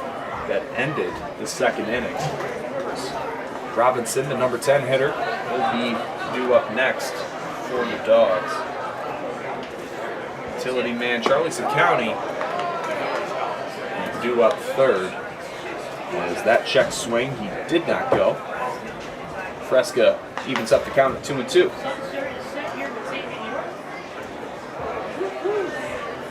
Muckdogs trying to get back into this one. As fans at Dwyer Stadium, still a lot of them. They will be back here tomorrow night. It's another ball, so 3 straight balls for the pitcher, Cody Shimp. Full count with no outs. We're in the bottom of the 5th. As the payoff pitch from Shimp is hit over again, over to Petosa. Shimp's going to have to cover, and Fresca, with his wheels, does not get there in time. A nice play on the cover by Shimp as 3-1 ground out would be the first out for the number 2, Christian Robinson. Something I've been very impressed with the pitchers that I've seen so far this year. They've all been on their horse trying to cover with plays that their first basemen would not be able to make in time. As Christian Robinson's first pitch will be the ball. Tomorrow night, the Muckdogs will be back home here at beautiful Dwyer Stadium. As you guys can kind of see, the sun is setting, the lights are on. Play the Elmira Pioneers yet again on guaranteed win night. So the stipulations with that are, if the Muckdogs don't win, every fan in attendance gets a free ticket to another game at any point in the season. So the Muckdogs standing at 1-3. It's a game that we want to win as count increases to 3-0 to Speedy Robinson. Robinson played this past year at Clark State. He's a Cincinnati, Ohio native. It's the 3-0 right down the middle. Stone cold take from Robinson, excuse me. That will be 3-1. That one's check swung, will be a strike regardless. We have another 3-2 count. 5 appearances, a 13.50 ERA this past season with the Bonnies in his sophomore year. As that one will be low, and Robinson will have his second walk of the game. So Robinson getting on base at the end of the lineup for the Dogs. Stranded at first. The last appearance. Charlie Ciccone. Number 5, Charlie Ciccone. County, the extra hitter tonight in the Muckdog lineup, and that 10-hitter lineup that makes things interesting in the perfect game league. A little bit more strategy as you can get some guys some extra reps.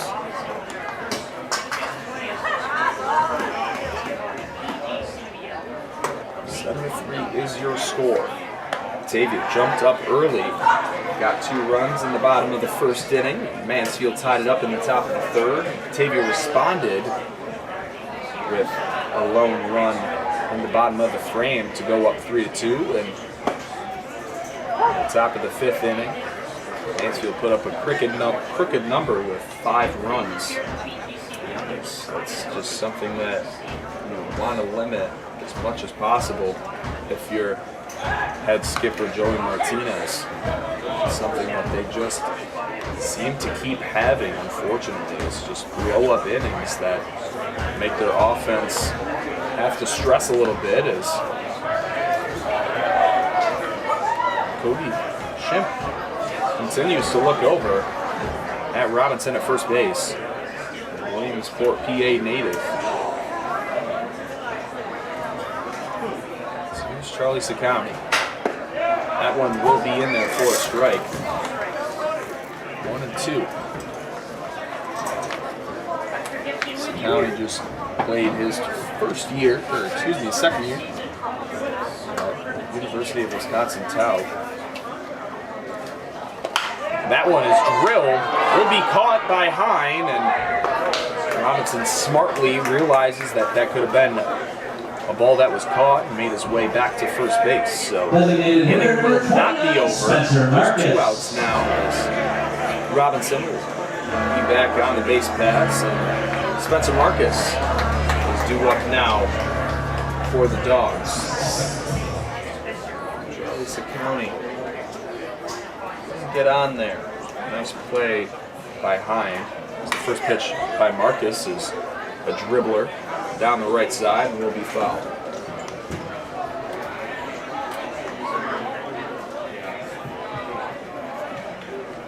Again, this is Mansfield's first game of the season. They are not a part of the PGCBL. They are part of the NYCBL, another collegiate summer league here in New York. Another very competitive league. There's the 0-1. That one is drilled and will find some green grass and get it to the outfield. Spencer Marcus picks up his second base hit of the day, and now Marcus trying to start some second or 2-out magic here as Abner Benitez, the number 3 hitter in the Muckdog lineup, has had a lot of success so far this season. Trying to Christian Robinson scores. Basically, a single anywhere would score Robinson if the ball's hit to the outfield. As Robinson and Marcus are both on the base paths and have a lot of speed. So that pitch is a strike to Benitez. Benitez going into the day was hitting .468. A lot of base knocks, and was originally the leadoff hitter for the Muckdogs and moved down to, that one's a swing and a miss. We're going to say that there was a foul tip and Robinson's going to have to go back to second. Interesting there is the call was not originally made that there was a foul tip by our home plate umpire, so Robinson's going to have to make his way back to second base. Abner Benitez now is in an 0-2 hole. Seen Abner have a lot of great at-bats with a great 2-strike approach. Also likes to jump on it early, as even yesterday the count was 0-2 late in the game in the top of the 8th inning at Geneva, and a curveball was hung by Andrew Matthews on the Red Wings, and Benitez made him pay as there was a no-doubt home run. So to take any hits for Abner, as that changeup will be outside, and the count will now be 1-2. Like I said before, with Robinson's speed, any hit to the outfield will most likely bring him home. And that would cut the deficit to just 3. The score is 7-3 in favor of Mansfield. That one's going to get away from Woolley, and both Robinson and Marcus will advance 90 feet. And now with the 2-2 count, Benitez That was a pass ball. is in a great situation to put some runs on the scoreboard for the Muckdogs after the pass ball by John Woolley. Woolley's going to go out there and just talk to his pitcher, Shimp. This is his first inning of relief on the season. This is everybody's first game here at Mansfield. I know other teams have started their seasons in the NYCBL, but Mansfield getting just a little bit of a late start. Here's the 2-2. Shimp delivers that one way outside. Benitez now threatening to just get the free pass, and Joey Batavia would then come up with the bases loaded if that's the case. Robinson at third, Marcus at second, Benitez, the hottest hitters in the perfect game league, into play, and that one will be fouled away, staying alive with a full count.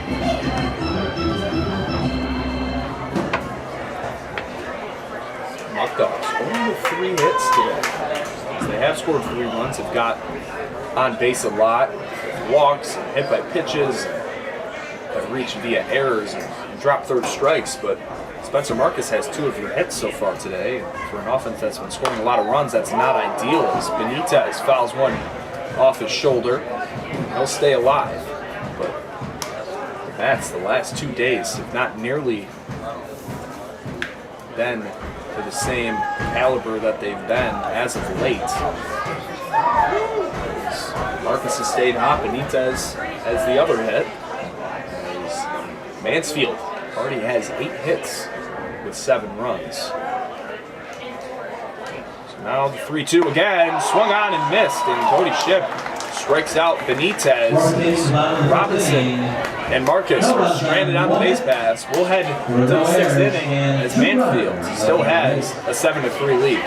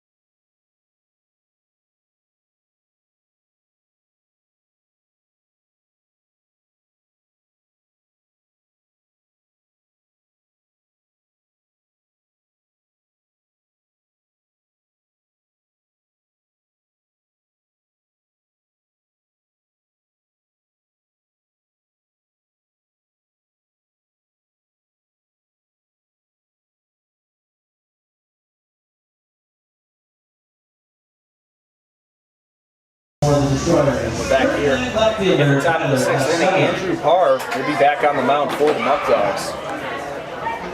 His first 2 up again, just like in the top of the 5th frame, will be left fielder Tyler Caselli, who's had a great day so far with 2 hits in his 2 appearances up to this point. He scored 2 runs as well, so looks like Joey Batavia got something in his eye right there, and we'll put his catcher's mask back on, and he's ready to go. Tough kid after having a very swollen ankle as he fouled the pitch off of him yesterday. He was still ready to go to catch today. So the count will now be 2-0 to the destroyer left fielder in Caselli.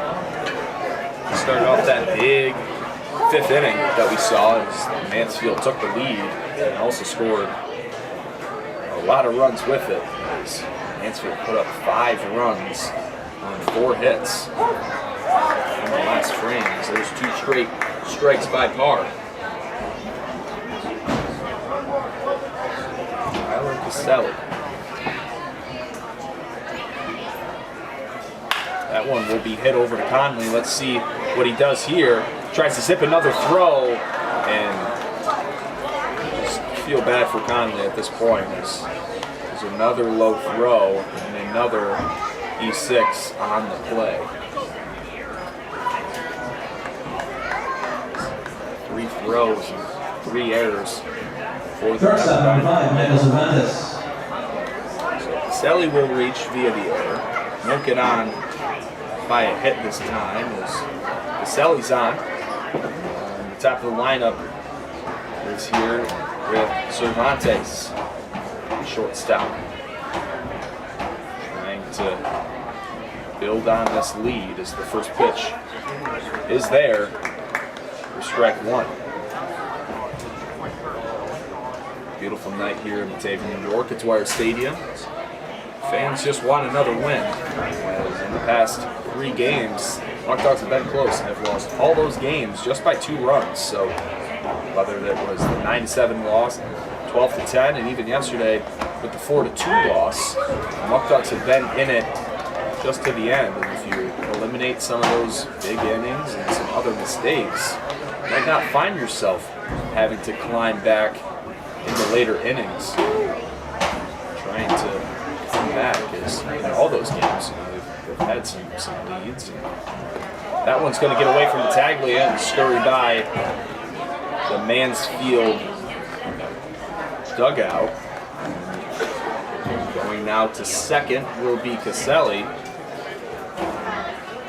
2 as Carr tried to dunk in a curveball there in the dirt. Had a swing and miss by Cervantes and just is a little bit off with his delivery.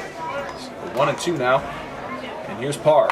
That one's hit over to Ethan Fresca at second base. He'll glove it and throw it over. Fleming will come up with it. And on the play, Caselli will go over to third now. So the fielder's choice on the 4-3 ground. Center fielder number 25, David Wiley. Has almost another prime position for the Destroyers to put up another run, as the infield will be in with David Wiley up to bat. That first one will be inside for a ball.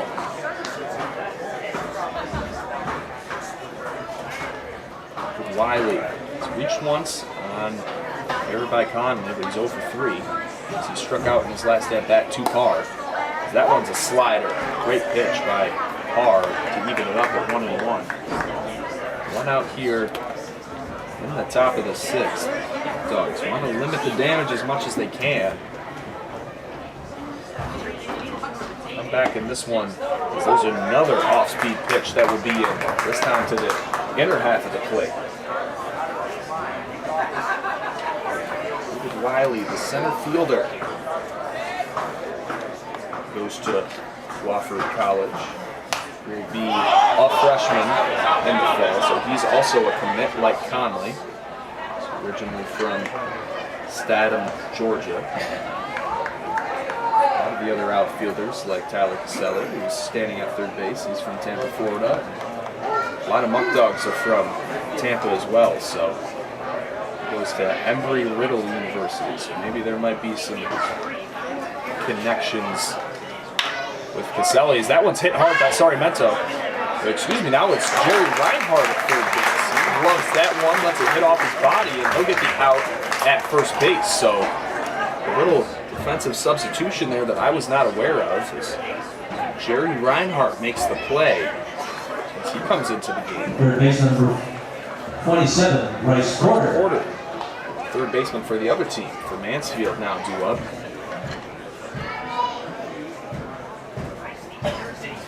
Porter, Stan Saint, that one's in the dirt. Joey Batavia has really shown how great of a defensive catcher he is. He's going to get a lot of Division I offers after this past year, deciding to go back to JUCO, go to Niagara County Community College. That one's also hit on the ground, this time to Ethan Fresca for the second time in the inning.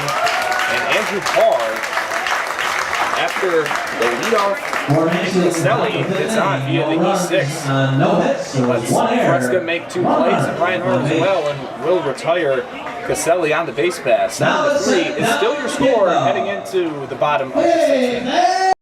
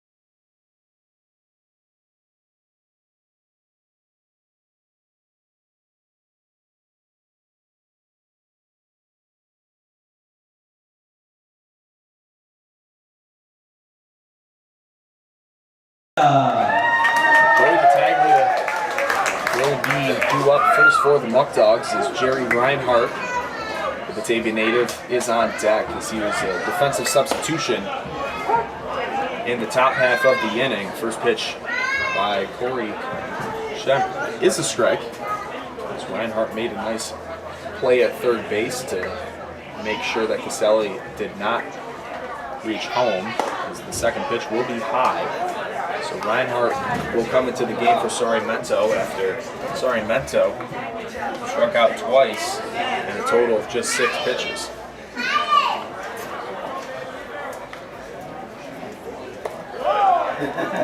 One also will not be swung at by Batavia. Like I said before, Batavia is a great defensive catcher, showing after originally attending Niagara University, a Division I school, wasn't seeing enough playing time in his eyes and decided to go to nearby Niagara County Community College and played a lot there and was a part of a great team. So that one swung out and missed, and Batavia will go packing for his first time this game. He'll be 0 for 3 now as Reinhardt will come up for the Dogs. Third baseman, number 9, Jerry Reinhardt. A lot of cheers from the hometown fans. Reinhardt has really been working on opposite field hitting. It's something that we've seen him do a lot so far. A lot of his hits have been singles right over the second baseman's head. He's had a triple that went down the right field line in the home opener. That will now be 2-0. Mansfield still leads 7-3. Again, this game will not count towards the Muckdogs' perfect game record, so their Patriot League record, as that one is also hit down the right side, but into the visitors' bullpen. 2-1. So this game, an exhibition game between the Muckdogs and the Destroyers. 2-1 again. Fouled away by Reinhardt. Tomorrow, Mansfield will go and play NYCBL game, their first actual conference game in Rochester. So a lot of travel for them as they're going to travel back down to Mansfield and then travel through Batavia to get to Rochester tomorrow, as there's another ball hit into the visitors' bullpen. As now looking over there, there is one Destroyer warming up, and for Batavia, looks like we have a few guys standing, but Andrew Parr will probably be handed the ball in the 7th as well. We don't want to waste too much arms, as that one's popped up by Reinhardt in the infield. Under it is Cervantes, and he'll register out number 1 here in the 6th. Right fielder number 22, Trevor Dean. Trevor Dean now, he's 0 for 2 on the contest so far. They have 3 hits so far for the Muckdogs on 3 hits, and the main reasons why they find themselves in a deficit so far today is 4 errors. You can just tell after their winning formula against Elmira in their opening game, something that they saw was a clean baseball game. No errors in that one, as Elmira middle infielder Donovan Montgomery had a few, and Sam Polanco also had a few up the middle. That's something that they used to their advantage, and does have a big part of the equation of why they won. And since then, we've seen 2+ errors in each game for the Dogs, something that they're gonna have to eliminate. And the 1-1 just misses.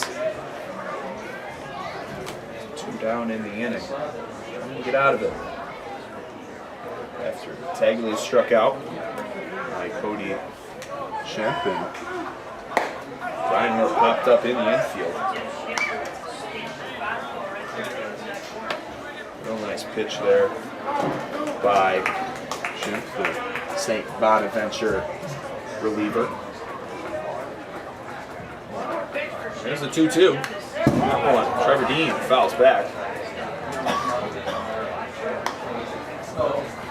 Trevor Dean get things going with 2 outs.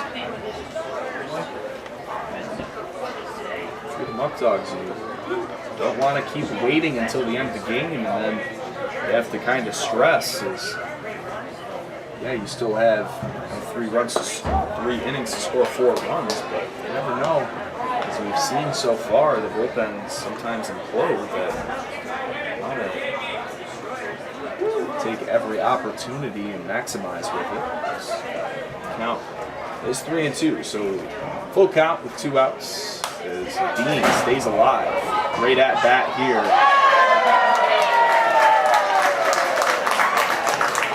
And catches that one as it went off the netting and was caught.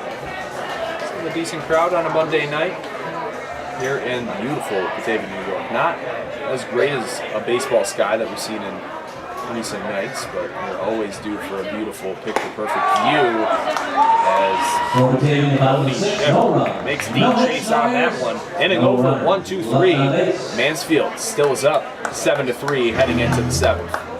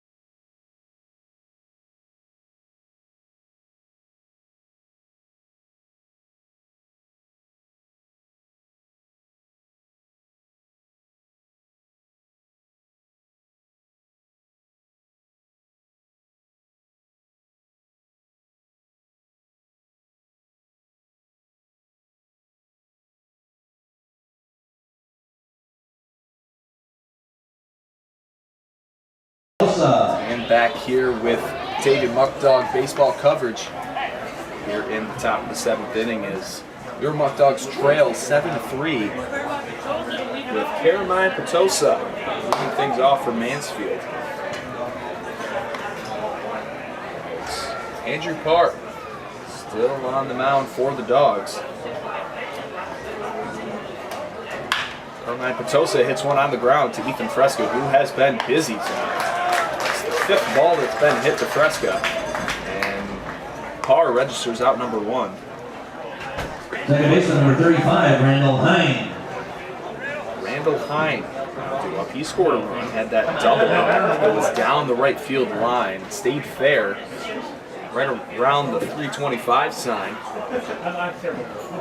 He's also reached base on the bunt as there's a bunt, and oh, nice throw and hit by Mitch Fleming on the bunt. So quickly we have 2 outs. It seems like we're going to see another Batavia pitcher towards the end of the inning as AJ Winger and Nate Novia are both ready to go in the Batavia pen, but with 2 outs on just 3 pitches, for Parr. I'm going to try to finish out this inning.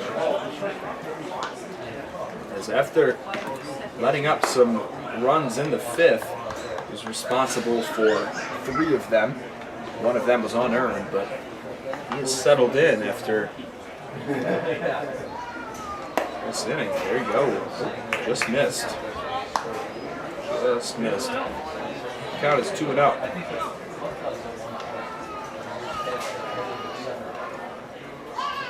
So that one's a slider that catches the corner. 2-0. On the count. Now it's 2-1. Tosa grounded out. And Randall tried to bunt on, and he could not. There's a foul ball by DH Blake Murray. So now it's 2-2.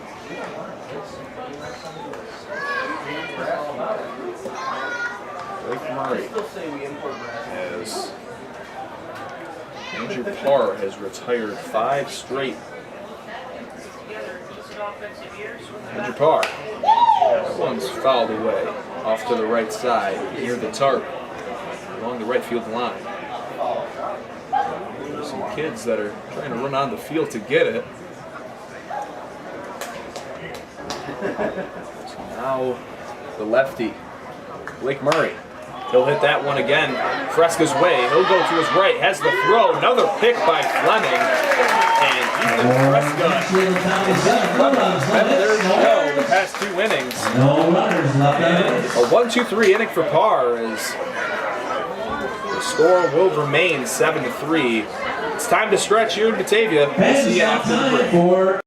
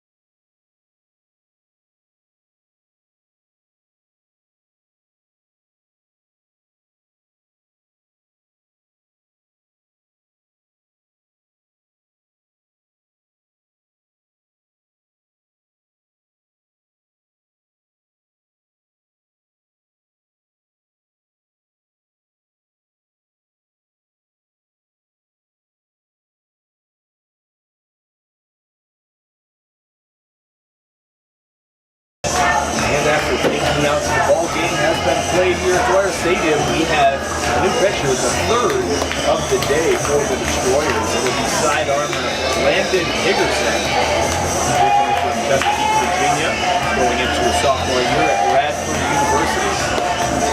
See his warm-up pitches is the Batavia Muckdogs.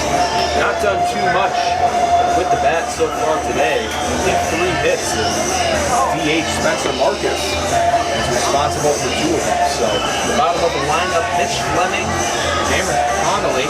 Thank your attention, please. Now pitching for Mansfield, number 20, Landon Higgerson. Higgerson now pitching for the Destroyers. And leading off for your Muckdogs, this is first baseman 36, Mitch Fleming. In the 9-hole. Sorry, Mento and Conley have been taken out of this one.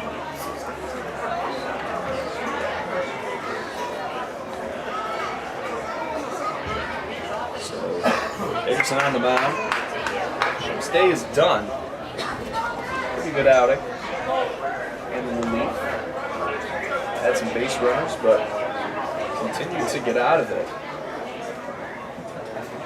Let's see what Mitch Fleming can do. Had that deep fly ball that was hit to right center field, went all the way to the warning track, probably about 360, 370 out there. And Schilling hawked it down as the first pitch will be a ball to the big first baseman, who has been great defensively tonight. That pitch is also a ball. Fleming Got a lot of balls in the dirt. Has picked a lot of them. Made some acrobatic stops over there. 4 errors already for the Muckdogs. Not a winning formula as the 2-1 is in there. Peterson does 2 types of arm slots. He's warming up with the sidearm, but can also kind of go a little bit more over the top. Because that one's a slider and swung on and hit foul.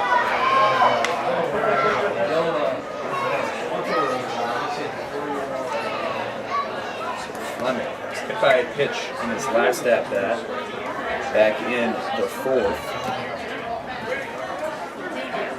Hickerson that time goes sidearm and now brings the count to full. Again, Batavia finds himself down 7-3. Wants to chip away at that lead this inning as Fleming stays alive with another foul ball. Stay on 36. Woo! Fans are cheering on Fleming.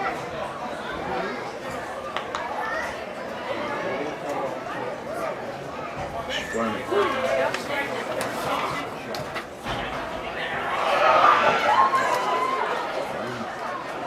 The payoff pitch again, sidearm for Hickerson, and strike 3. As Hickerson gets a strikeout in his first at-bat with the Destroyers. So Fleming goes down on, Fleming goes down on strikes, and now Michael Floridas. For 16, Michael Floridas.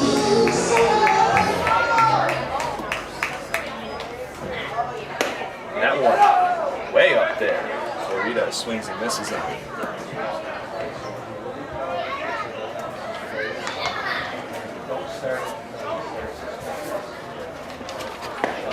Next pitch will also be in. Floridas didn't really like that one, but Floridas played this past year at Felician University. From Glen Cove, New York, as that one swung on and missed, thrown over. Now there's 2 down. Hickerson gets 2 strikeouts.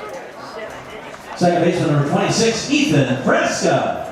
His first appearance in the first game of the year for Mansfield, team in the NYCBL. This past year at Radford, had a 3.37 ERA with 20 strikeouts compared to just 12 walks. So pretty impressive from Radford, which he played not this past year at Canisius, but the year before, and they're always a very competitive team. Had a few guys that were drafted back in 2020. The count is now 1-1 to Ethan Fresca. Fresca, second baseman, that one swung on in this as well. Played his sophomore year at University of South Carolina Union, originally from Land Lakes, Florida, with 24 games this past year, 243 batting average. Hit 2 home runs. That one strikes out looking, and Hickerson, 1-2-3, strikes out the side. And Mansfield will maintain that 4-1 lead. 2 innings left in the ballgame.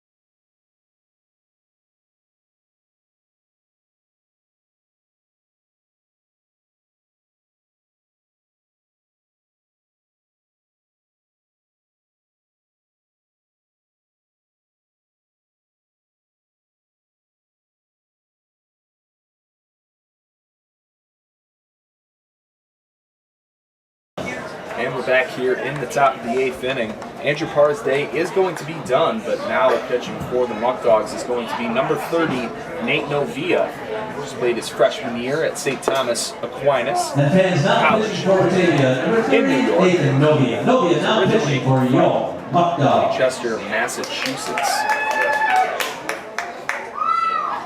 So, Park, even though he didn't really have many appearances at St. Thomas Aquinas in his freshman year. Great Division II school that was ranked for the majority of the season, as he blew that one by right fielder Schilling. Schilling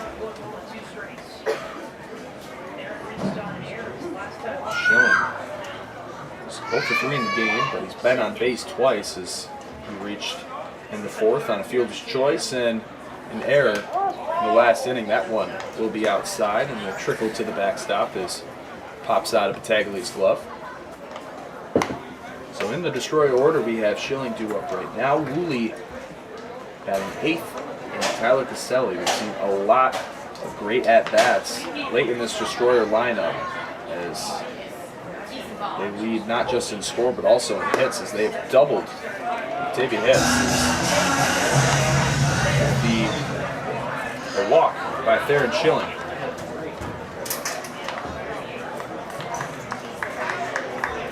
Catcher number 8, John Woolley. So I believe that there was just another thing again with count 2-2, because I had it on the scoreboard 2-2 and didn't believe that it was a full count. So Mansfield hitters just trying to pull a fast one on these umps, and Schilling just did it there, and Randall Hine did it again. Umps just not keeping track of the pitch count, as even on the scoreboard as well, it was 2-2.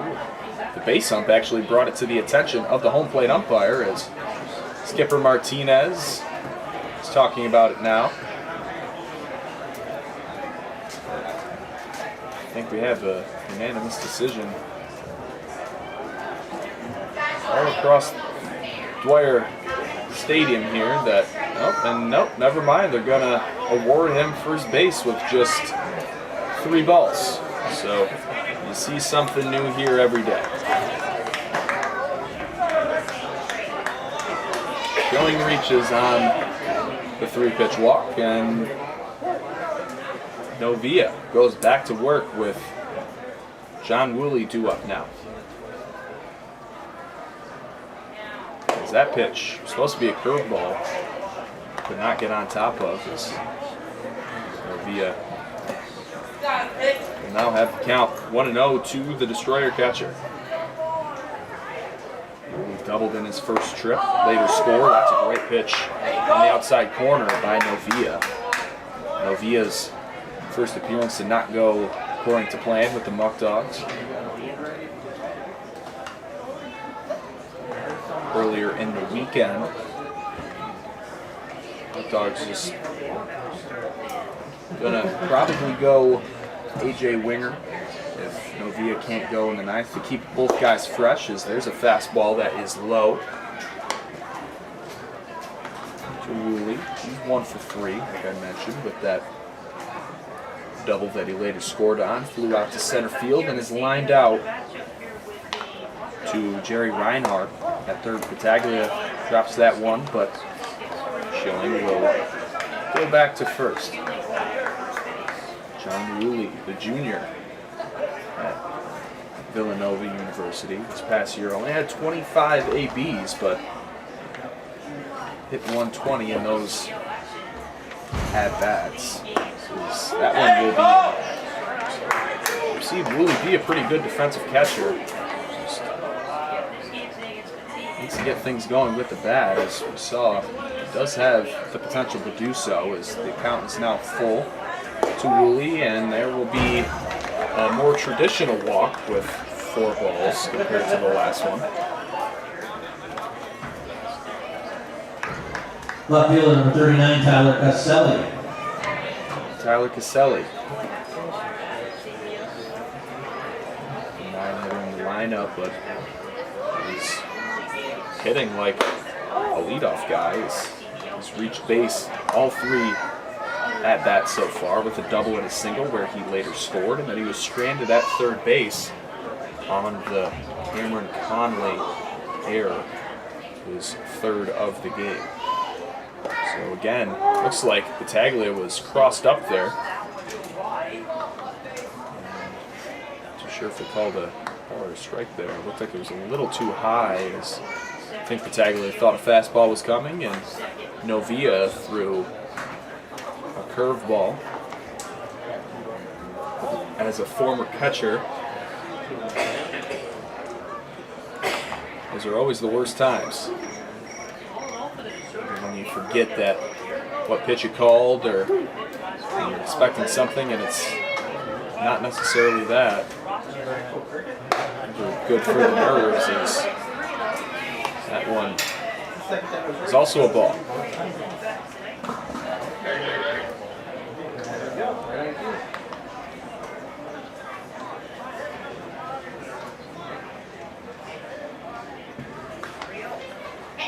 Rio will be a strike for Novia. So there are no outs here in the top of the 8th inning. With the top of the lineup due up for Mansfield. As the score stays the same, they would go 1-0 on the year, as Novia walks the bases loaded now, and looks like Skip Joe Martinez makes one step up of the Batavia dugout, and he's going to go to the sidearm man, A.J. Winger.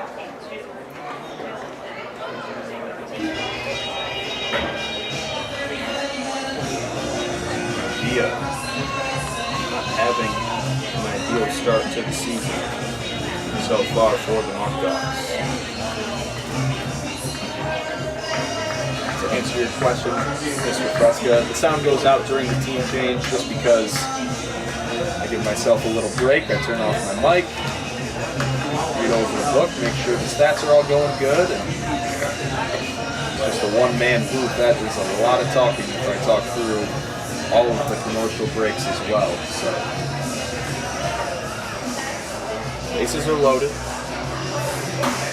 Top of the order is due up with shortstop Michael Cervantes. Due up. A.J. Winger will come into the game for the Muckdogs. A.J. Winger, the right-hander that just finished up his junior year at Texas Southern University. He's originally from Friendswood, Texas. And he's standing at 6 foot, 160 pounds. Your attention please, now pitching for Canadian, 28 A.J. Winger. 9. Winger now pitching for your Batavia Muckdogs. A little bit untraditional arm angle, how he throws. It's a great change of pace guy. If you have a guy that's a little bit more over the top, much more finesse than he is velocity.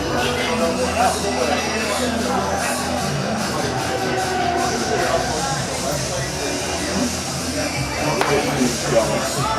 A little outlook on the week for your Muckdogs. After tonight's home game, the Muckdogs will be back home here Tuesday night at Dwyer Stadium, as they will face off against the Elmira Pioneers, a team that in the season series they are 1-1 against. And they will go on the road to Elmira on Wednesday to play at Mansfield for the 2nd time this season.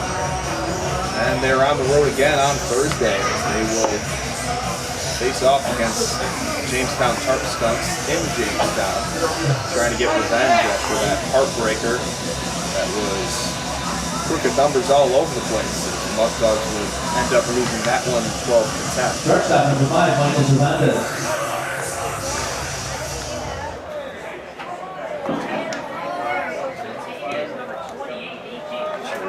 Winger comes in, infield will be in, not trying to allow any more runs. They will give up the double play up the middle with Florides, Fresca, Fleming, and Reinhardt on the infield grass. That one will be a strike for Winger. And Cervantes, who is 1 for 4 on the day so far, has also 1 run scored. trying to tack on some more runs for Mansfield and make this one out of reach for the Muckdogs. Mansfield is not going to be a common opponent for the Muckdogs, as this is just an exhibition game. As Mansfield starting the season off here at Dwyer Stadium. Have their first game in the NYCBL tomorrow night against Rochester. The count now will be 2-1.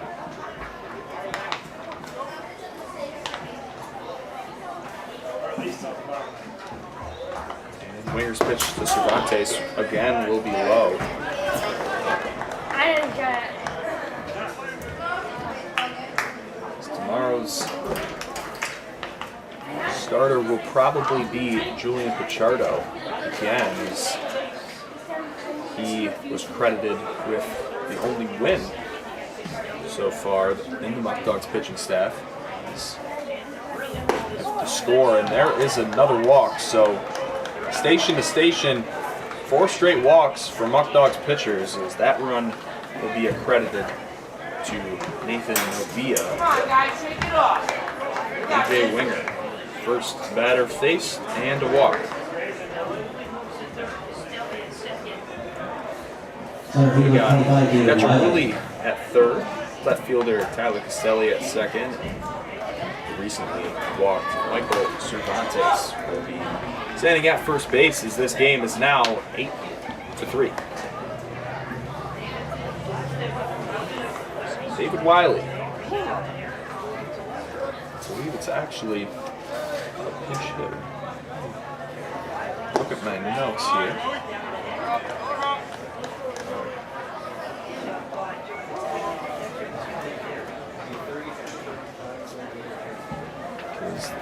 David Wiley's number 25, and just saw number 3 and then something else, so number 36. It's actually Shea Yeager, who will be going into his freshman year at Wofford College.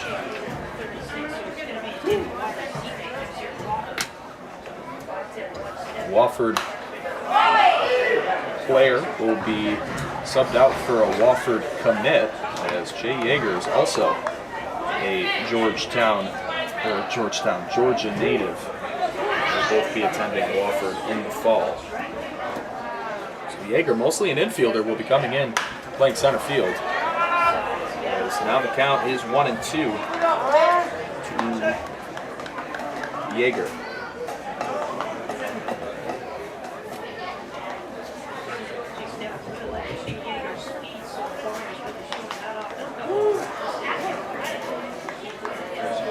Lefty Yeager in the 1-2 count. Winger trying to get the first out here in the top of the 8th inning, as that one is also fouled and hit out of play.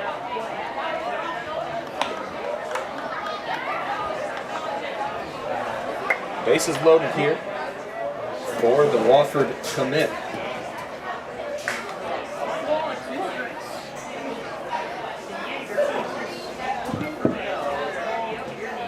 Go again, as that one is drilled into right field, and a nice play by Trevor Dean. So it will be a sacrifice for Yeager, as easily Willie will come home, and sliding into third will be Caselli to make this lead for Mansfield go all the way up to 6 runs, as now the score is 9-3. Runners now around the corners with 1 out. Mind you, this inning started with that 3-ball walk, as Baron Schilling pulled a fast one on the umps and was awarded that free pass that, again, it just seems like once there are a few leadoff walks and they just kind of string together, it's never positive thing for this pitching staff for the Muckdogs. They've struggled immensely with giving away the free pass.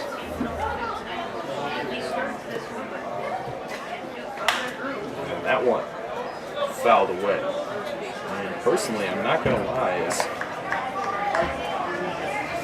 a team like Mansfield that is playing their first game of the season has had more practices to gel and to get to know one another. They came out of the gates red hot against the Batavia Muckdogs, who are a member, and there will be a pickoff attempt for AJ Winger. They have a rundown. They're going to throw it home, and safe at the plate will be Castelli, as he just barely got his foot in as Michael Florides throws the ball home after Winger picked off Cervantes at first. He went to second, and after Fleming threw the ball to Florides, almost looked like he was going to hit the base ump right in the head, but barely threw it over his head. Looked like it was almost going to skim the top of his head. So now the score will be 10-3 as Mansfield has double digits in this one, as they have not had a hit this inning. Still are stuck at 8 hits with 10 runs. It's always a clear indicator that you're having troubles with walks when your run total is higher than your hit total.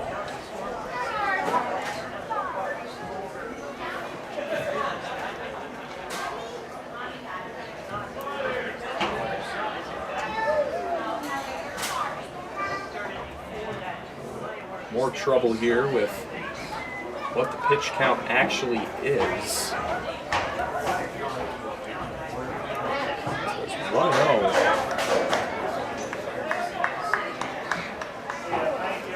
On the scoreboard. There's Porter's up. And we're going to have now our home plate umpire ask Mansfield as well, as it's 3-1.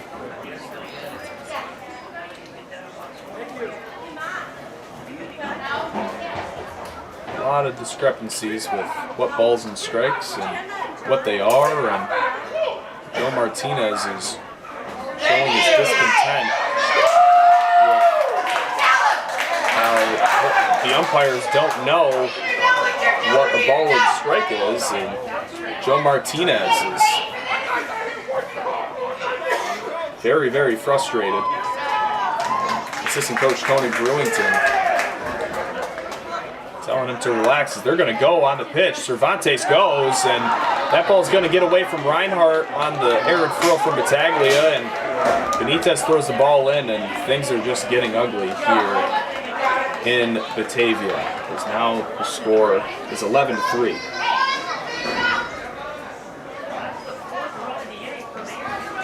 Mansfield tacking on more runs. There's Porter.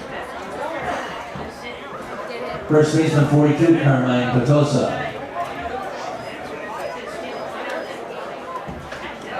We'll get the free pass again for the Muckdogs.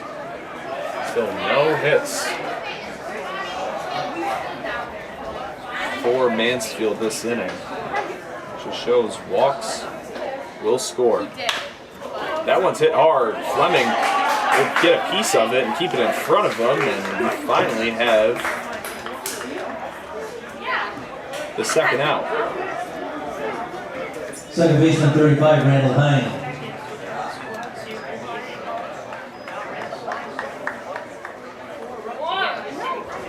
So here's Hine.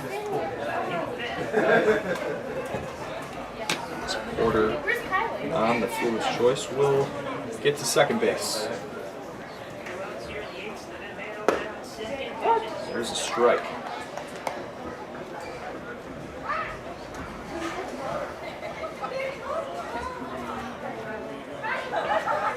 Winger trying to get out of it. Taglier with a nice stop there. This count is now even up at 1-1. Porter on second base. 4 runs have scored here for Mansfield in the 8th. Lots of fans are making their ways to the exits in this one.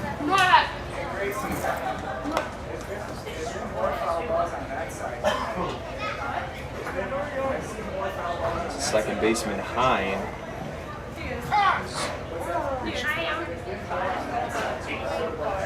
was a time call. And confused to what they said to Ethan Fresca at second base as they called time, and now Joe Martinez is making his way out to talk to the base ump. Ethan Fresca said something to the base umpire.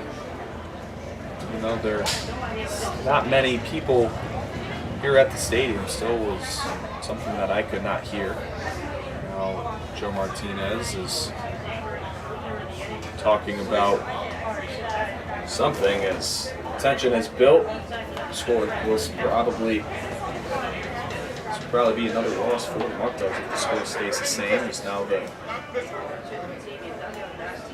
score is 11-3. It'll be the fourth straight loss for the Muckdogs. Such a great opening day game. It felt like everything was going right. Kind of came back down to earth off of that. As that one's hit over to Reinhardt at third. He'll glove it, throw it over to Fleming, and a nice stretch by Fleming again. So this inning is over. Lucky for the score, going down into the bottom of the 8th inning.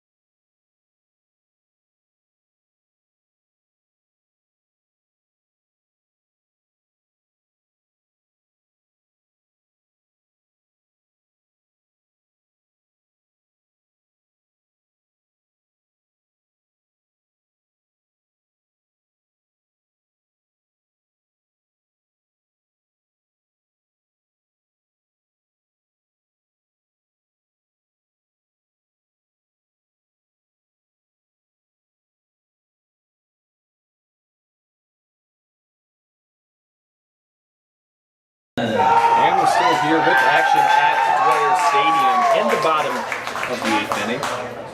Christian Robinson is going to be due up first for the Muckdogs. The number 10 hitter in the Muckdog lineup is Charlie Ciccone is on deck.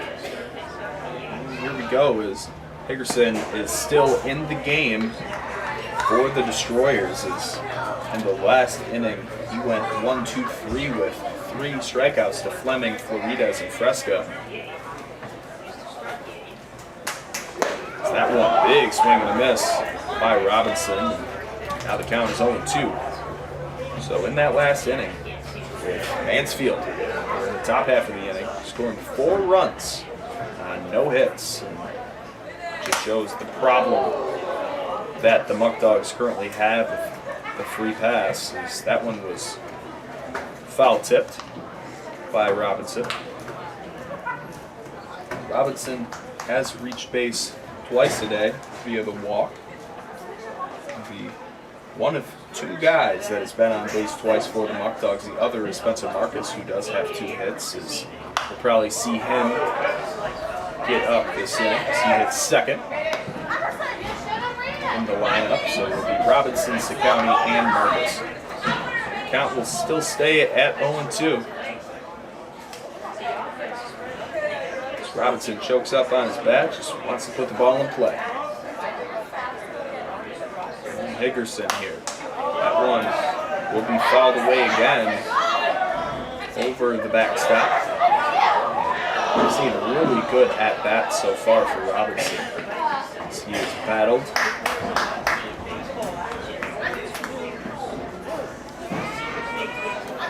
Higgerson again, and that one will be outside. The slider just misses. It's interesting in what counts Higgerson decides to throw. What arm angles is that one? He just veers back and blows it by Robinson. And 4 straight strikeouts for Extra him. hitter number 5, Charlie Ciccone. As he is grooving to start off his season. So now here's Charlie Ciccone, the utility man.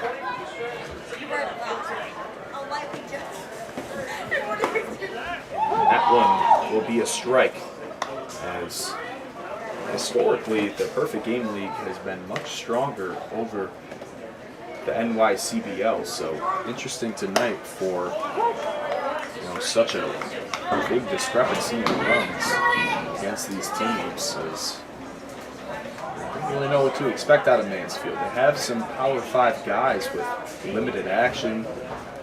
With it being the first game of the year, a lot of those guys, you're not fresh, you're not having those reps all the time, which can be tough when you're not in a groove, but seem to have not affected Mansfield tonight, as they are up big in this one, 11-3, as Ciccone has a 1-2 count. Higgerson, that one was fouled and makes the umpire stumble a bit as that hit him right in the chest.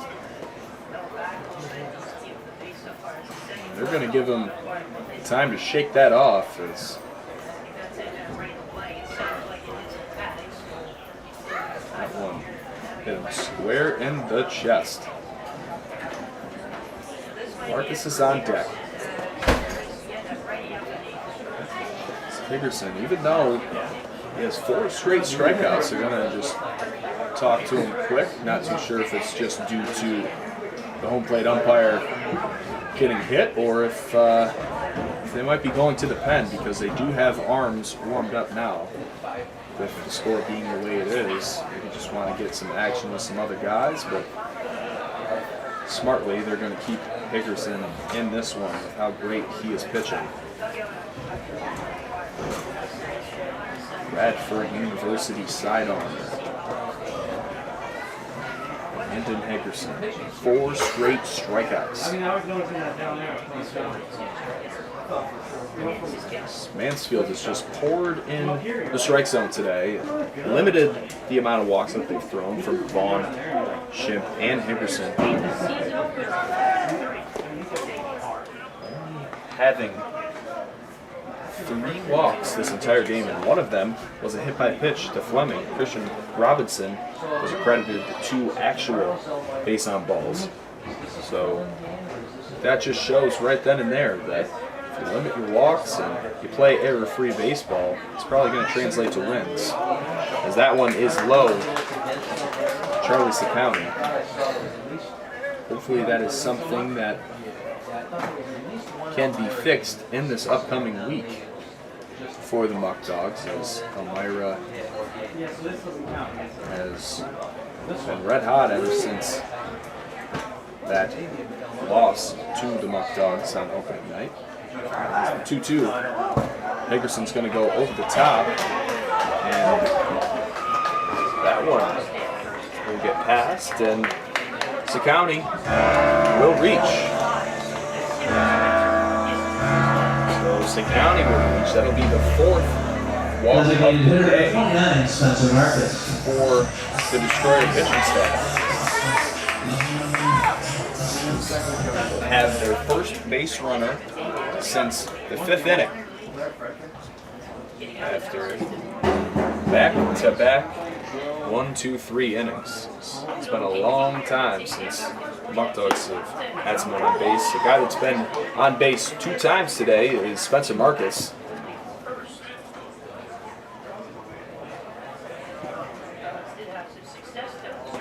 So, Niagara University outfielder, even though he saw limited action at school this year, he's been doing very well. This one will be popped up out towards Hine, and he will backpedal back and get the 2nd out of the inning.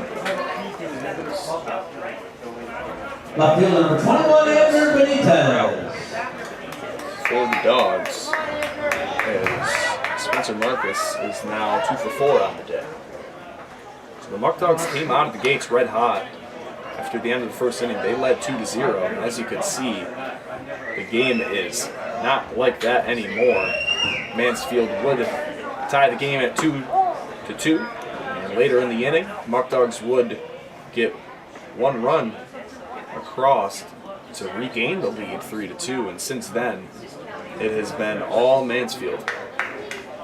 As there have been 9 unanswered runs for the Destroyers. And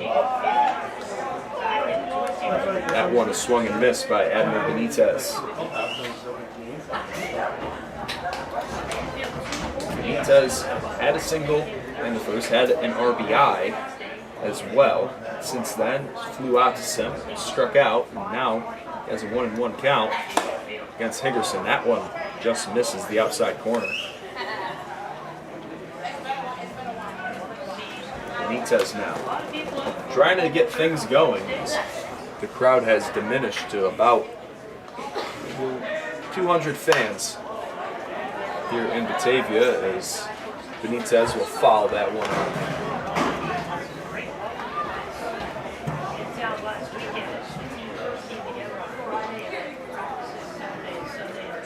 It'll be interesting to see how Mansfield does as they transition back to normal games in the NYCBL. And that one is chopped over to first baseman Tosa, and inning over. Muckdogs will get one base runner as Charleston County was walked, and that will go into the top of the 9th inning as Mansfield is up 11-3.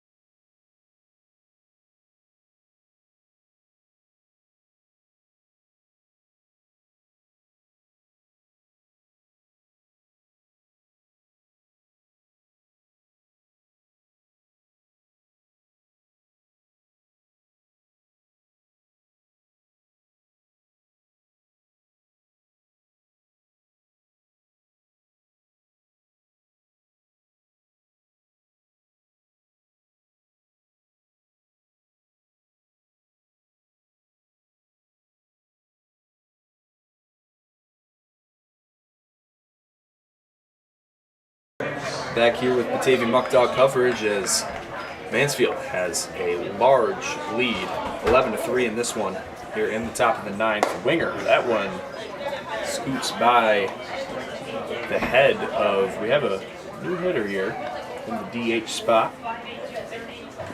Trying to see who it is. And it will be Willie Schwarrick. He is a catcher at Siena College. Count is 2-0. And that one will hit Schwarrick in his first plate appearance as a Destroyer. Big boy. 5'8", 230. Going into a sophomore year at Siena. 10 at-bats, 5 hits, 4 RBIs.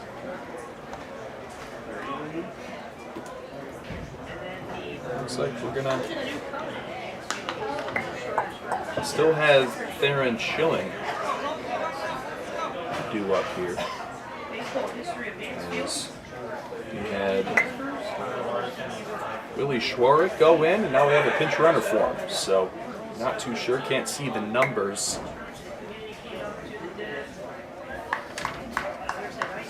Right fielder number 12, Darren Schilling. And we believe that's number 38, Connor Larson, pinch running for the Larson will Destroyers. be pinch running for Schwarrick.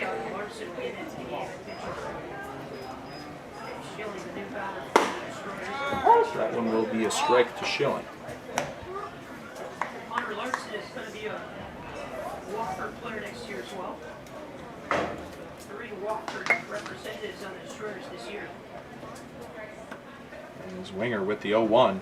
That one will just miss outside. Destroyers certainly will welcome this last weekend in town. A great community members back in Mansfield. Hosting them and getting to know their host families a little bit better. And that one will also be high. So winger, after getting strike number 1, has 2 balls to Schilling, who has reached base 3 times today. Fielder's choice. He's 6 and a bunt a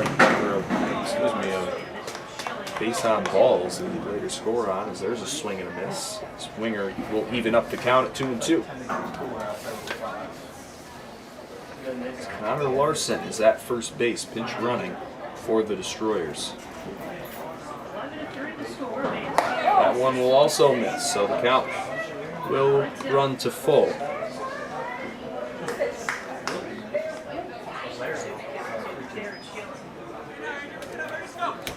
Schilling. The payoff pitch by winger will be hit over, and looks like it's going to be a fair ball. Jerry Reinhardt tried to dive for it. Reinhardt thought it was going to be a foul ball. Floridas looks like he could have easily thrown him out. Maybe Reinhardt told him not to.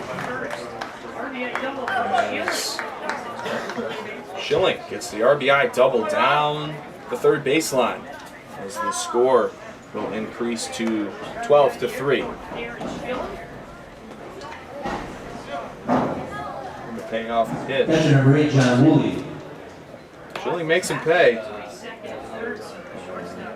Larson will score all the way from first base. Speedster. It's John Woolley now steps in.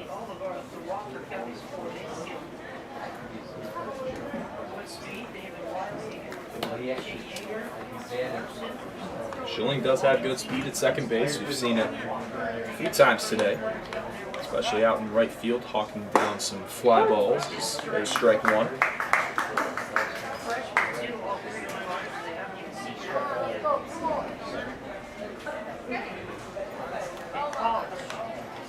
Winger again. This one will be hit over to the right side. That'll get into right field, and that one scoots over.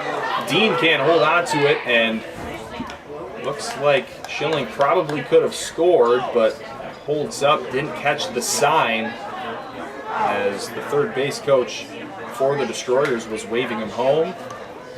Didn't keep his head up, as thankfully for the score, he doesn't come around to score. Now there's runners at the corners with no outs. After Woolley gets his single. So now Tyler Castelli comes up yet again. It's been a thorn in the side of the Muckdogs all day long. There's a strike. Looks like this is just going to be winger's game right here to get out of. Lead like it is. No point to waste another arm. In reality, this game, even though it's never fun to lose in a fashion like this, especially when it's a non-league opponent in an exhibition game. We've lost all 3 games prior to this by just 2 runs. We haven't really had that bad taste of getting blown out like this. There's a foul ball by Caselli. We'll even count up at 2-2. They haven't had to deal with this type of adversity, trying to bounce back from such a big lead like that. There's strike 3. Nice pitch by Winger. And Caselli will go down on strikes for the first time today. Shortstop number 5, Michael Cervantes.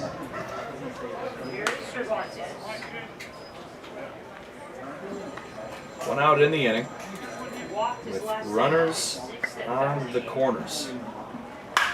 That one is hit over to right field. Trevor Dean will be under it.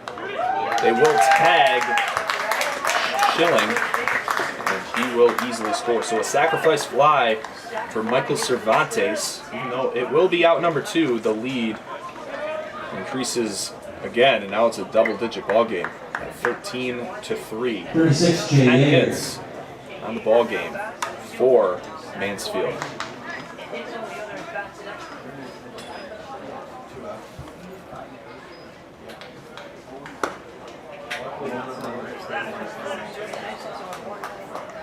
That one swung on and missed by Jay Yeager.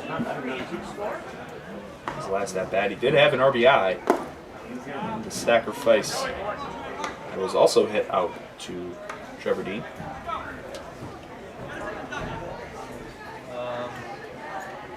It will be Cervantes' second RBI of the night. There was another strike. So Winger's trying to get out of this inning.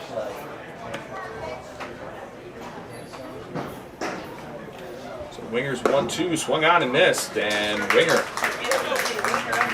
after letting up For Mansfield, the top of the ninth, 2 runs. score is 13-3. 1 run.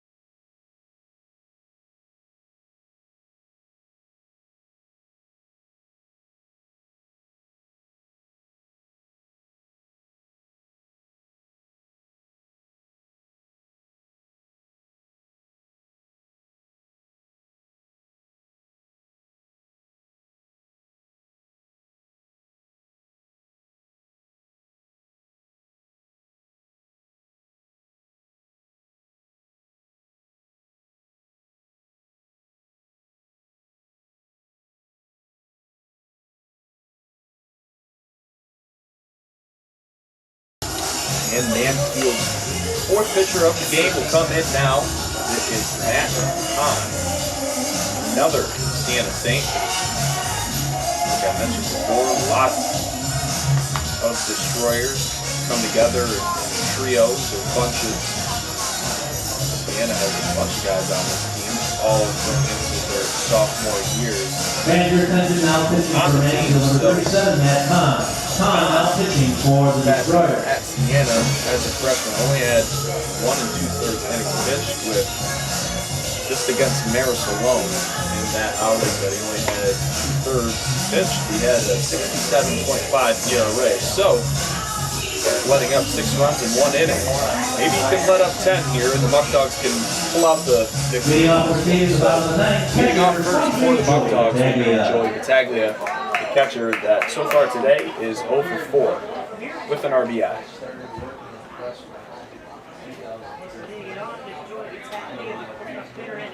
It's going to be Battaglia, Reinhardt, and Dean due up.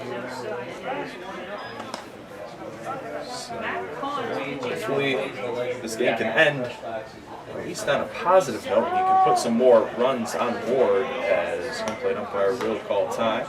Battaglia was awarded the pause. Tough day for both sides of the plate for the Muckdogs today. Pitching, as they've had 5 and 4 runs in innings, and also here in the top of the 9th as 2 more runs would score to have the score reach 13 for Mansfield in their first game of the season. Tomorrow they will go play Rochester. Interesting to see how they perform, as there's a 4-pitch walk from Kahn. So a good start if you're the Muckdogs. Get the leadoff base runner on, something that we've seen haunt Third baseman number 9, Jerry Reinhardt.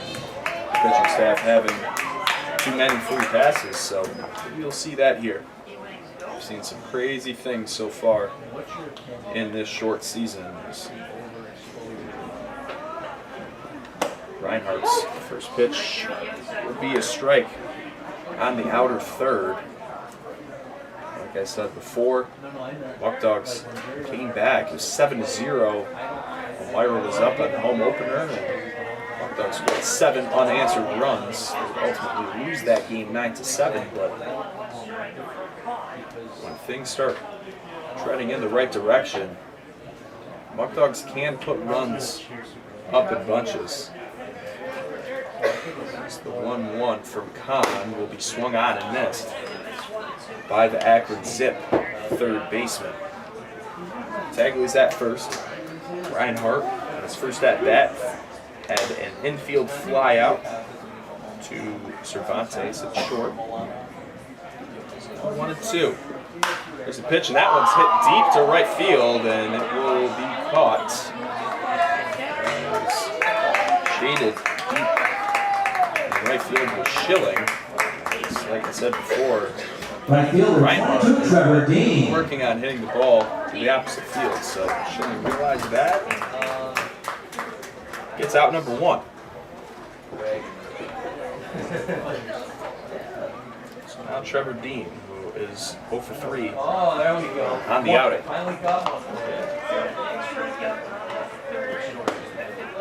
There's a strike call. The only real action from the Muckdog offense came from Sicani, Marcus, Benitez. Now Battaglia, as he's got on base and also has an RBI, that one swung on and missed. And then Christian Robinson in the 10 hole as he has reached base safely 2 times. Other than that, a lot of goose eggs and not many guys reaching base. That one will be high. Kahn still be up in the count 1-2.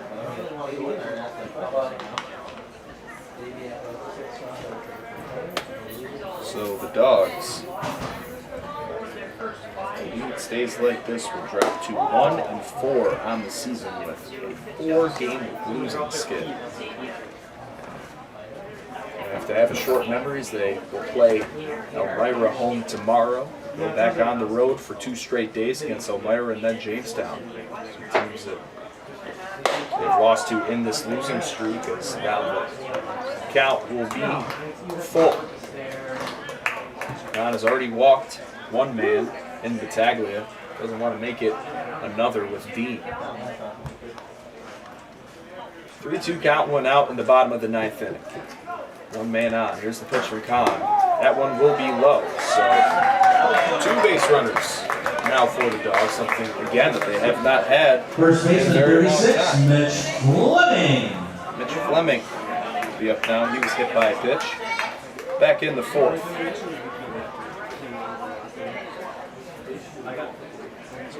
Two walks by Kahn. Has registered 1 out after the fly out by Jerry Reinhardt. Mitch Fleming take strike 1. first inning, he gets hit by a pitch. I wonder what the play. Some 13-year-old comes up to the top of the There's another one. Only 2 now to Fleming. Now, me and Spencer's first game, I decided to see myself in the third game. In the third game, Bugs are out here. I have the window open in the press box. There's the ball to tie. They just had a mosquito trying to hit me in the face. Scores 13-3 in the bottom of the ninth. 2 runners are on. A 1-2 count to Mitch Fleming. Pitch by Kahn is fouled away.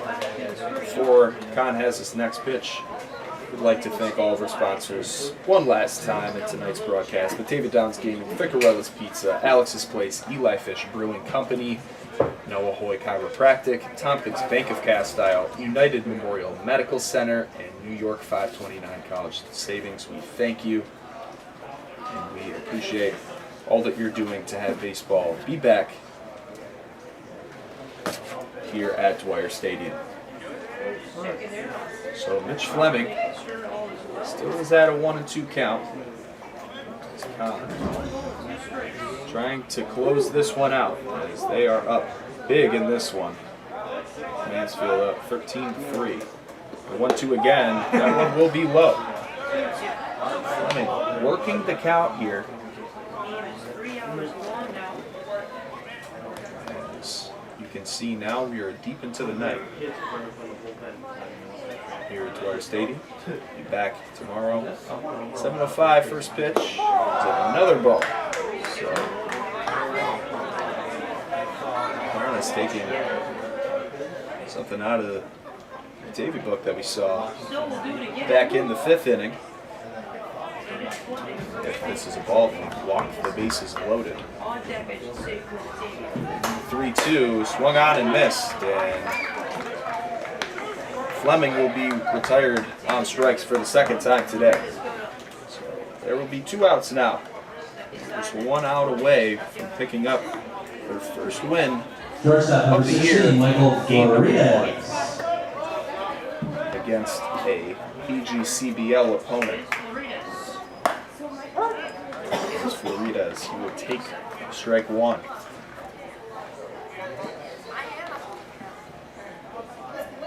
Floridas came in for Cameron Conley, who had a few errors today, as that one is fouled away, and now Batavia's down to their final strike with 2 runners on.